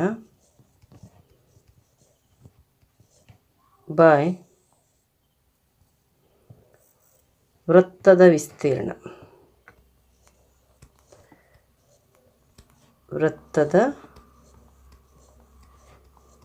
ವಿಸ್ತೀರ್ಣ. ಇಲ್ಲಿ ಸೂತ್ರವನ್ನು ನಾವು ಬರೆಯೋಣ. ತ್ರಿಜ್ಯಾಂತರ ಖಂಡದ ವಿಸ್ತೀರ್ಣವನ್ನು ಕಂಡುಹಿಡಿಯುವ ಸೂತ್ರ ಏನು? θ/360 ಡಿಗ್ರಿ ಇಂಟು πr² ಬೈ ವೃತ್ತದ ವಿಸ್ತೀರ್ಣ ಏನಾಗುತ್ತೆ? πr² ಆಗುತ್ತೆ. ಅವೆರಡರ ಅನುಪಾತ ಏನಿದೆ? 1:5 ಇದೆ, ಅಂದರೆ 1/5 ಇದೆ. ಅಂದರೆ ಇಲ್ಲೇನಾಗುತ್ತೆ? πr² ಕ್ಯಾನ್ಸಲ್ ಆಗುತ್ತೆ. ಏನು ನೋಡ್ಕೊಳ್ತೀವಿ ಇಲ್ಲಿ? θ/360 ಡಿಗ್ರಿ ಈಕ್ವಲ್ಸ್ 1/5 ಆಯಿತು. θ/360 ಇಂಟು 2πr ಆಯಿತು. ಈಗ ಇಲ್ಲಿ ನಾವು θ/360ಯ ಬೆಲೆಯನ್ನು ಇಲ್ಲಿ 1/5 ಅಂತ ನಾವು ಕಂಡುಕೊಂಡಿದ್ವಿ. ಅದಕ್ಕೆ 1/5 ಇಂಟು 2ಗೆ 2 ಬರೆಯೋಣ. ಪೈನ ಬೆಲೆ ಎಷ್ಟು? 22/7. ನಂತರ ಆರ್ನ ಬೆಲೆ ಹಾಕೋಣ. ಆರ್ನ ಬೆಲೆ ಎಷ್ಟು? 7. ಇದು ಕ್ಯಾನ್ಸಲ್ ಆಗುತ್ತೆ. ಇಲ್ಲಿ ಏನು ಬಂತು? 2 ಮತ್ತು 22ನ್ನು ಗುಣಿಸೋಣ. 22 ಎರಡಲೇ ನಮಗೆ ಗೊತ್ತಿದೆ 44/5 ಬರುತ್ತೆ. 44ನ್ನು 5ರಿಂದ ಭಾಗಿಸೋಣ. ಇಲ್ಲಿ ಏನು ಬರುತ್ತೆ? 5 8 40 ಬಂತು. 4 ಅದಕ್ಕೆ ಇಲ್ಲಿ ಪಾಯಿಂಟ್ ಹಾಕಿ 0 ಹಾಕಿದರೆ ಎಷ್ಟು ಬರುತ್ತೆ? 5 8 ಪುನಃ 40 ಬರುತ್ತೆ. ಎಷ್ಟು ಬಂತು? 8.8 ಸೆಂಟಿಮೀಟರ್. ಇಲ್ಲಿ ನಾವು ಥೀಟಾನ ಹಿಡ್ಕೊಳ್ಳುವಂತಹ ಅವಶ್ಯಕತೆ ಬರೋದಿಲ್ಲ. ಕಂಡುಹಿಡ್ಕೊಂಡ್ರೂ ಕೂಡ ಪುನಃ ನಮಗೆ ಇಲ್ಲಿ 72 ಬರುತ್ತೆ. 72/360 ಡಿಗ್ರಿ ಅಂದರೆ ಪುನಃ ನಮಗೆ ಸಿಗೋದೆಷ್ಟು? 1/5. ಅದಕ್ಕಾಗಿ ನಾವು ನೇರವಾಗಿ θ/360 ಅನ್ನೋದನ್ನು ಏನು ಮಾಡೋಣ? θ/360 ಜಾಗದಲ್ಲಿ 1/5 ಹಾಕಿ ಲೆಕ್ಕಾಚಾರ ಹಾಕ್ಬೋದು. θ/360 ಇಂಟು 2πr ಆಯಿತು. ಈಗ ಇಲ್ಲಿ ನಾವು θ/360ಯ ಬೆಲೆಯನ್ನು ಇಲ್ಲಿ 1/5 ಅಂತ ನಾವು ಕಂಡುಕೊಂಡಿದ್ವಿ. ಅದಕ್ಕೆ 1/5 ಇಂಟು 2ಗೆ 2 ಬರೆಯೋಣ. ಪೈನ ಬೆಲೆ ಎಷ್ಟು? 22/7. ನಂತರ ಆರ್ನ ಬೆಲೆ ಹಾಕೋಣ. ಆರ್ನ ಬೆಲೆ ಎಷ್ಟು? 7. ಇದು ಕ್ಯಾನ್ಸಲ್ ಆಗುತ್ತೆ. ಇಲ್ಲಿ ಏನು ಬಂತು? 2 ಮತ್ತು 22ನ್ನು ಗುಣಿಸೋಣ. 22 ಎರಡಲೇ ನಮಗೆ ಗೊತ್ತಿದೆ 44/5 ಬರುತ್ತೆ. 44ನ್ನು 5ರಿಂದ ಭಾಗಿಸೋಣ. ಇಲ್ಲಿ ಏನು ಬರುತ್ತೆ? 5 8 40 ಬಂತು. 4 ಅದಕ್ಕೆ ಇಲ್ಲಿ ಪಾಯಿಂಟ್ ಹಾಕಿ 0 ಹಾಕಿದರೆ ಎಷ್ಟು ಬರುತ್ತೆ? 5 8 ಪುನಃ 40 ಬರುತ್ತೆ. ಎಷ್ಟು ಬಂತು? 8.8 ಸೆಂಟಿಮೀಟರ್. ಇಲ್ಲಿ ನಾವು ಥೀಟಾನ ಹಿಡ್ಕೊಳ್ಳುವಂತಹ ಅವಶ್ಯಕತೆ ಬರೋದಿಲ್ಲ. ಕಂಡುಹಿಡ್ಕೊಂಡ್ರೂ ಕೂಡ ಪುನಃ ನಮಗೆ ಇಲ್ಲಿ 72 ಬರುತ್ತೆ. 72/360 ಡಿಗ್ರಿ ಅಂದರೆ ಪುನಃ ನಮಗೆ ಸಿಗೋದೆಷ್ಟು? 1/5. ಅದಕ್ಕಾಗಿ ನಾವು ನೇರವಾಗಿ θ/360 ಅನ್ನೋದನ್ನು ಏನು ಮಾಡೋಣ? θ/360 ಜಾಗದಲ್ಲಿ 1/5 ಹಾಕಿ ಲೆಕ್ಕಾಚಾರ ಹಾಕ್ಬೋದು.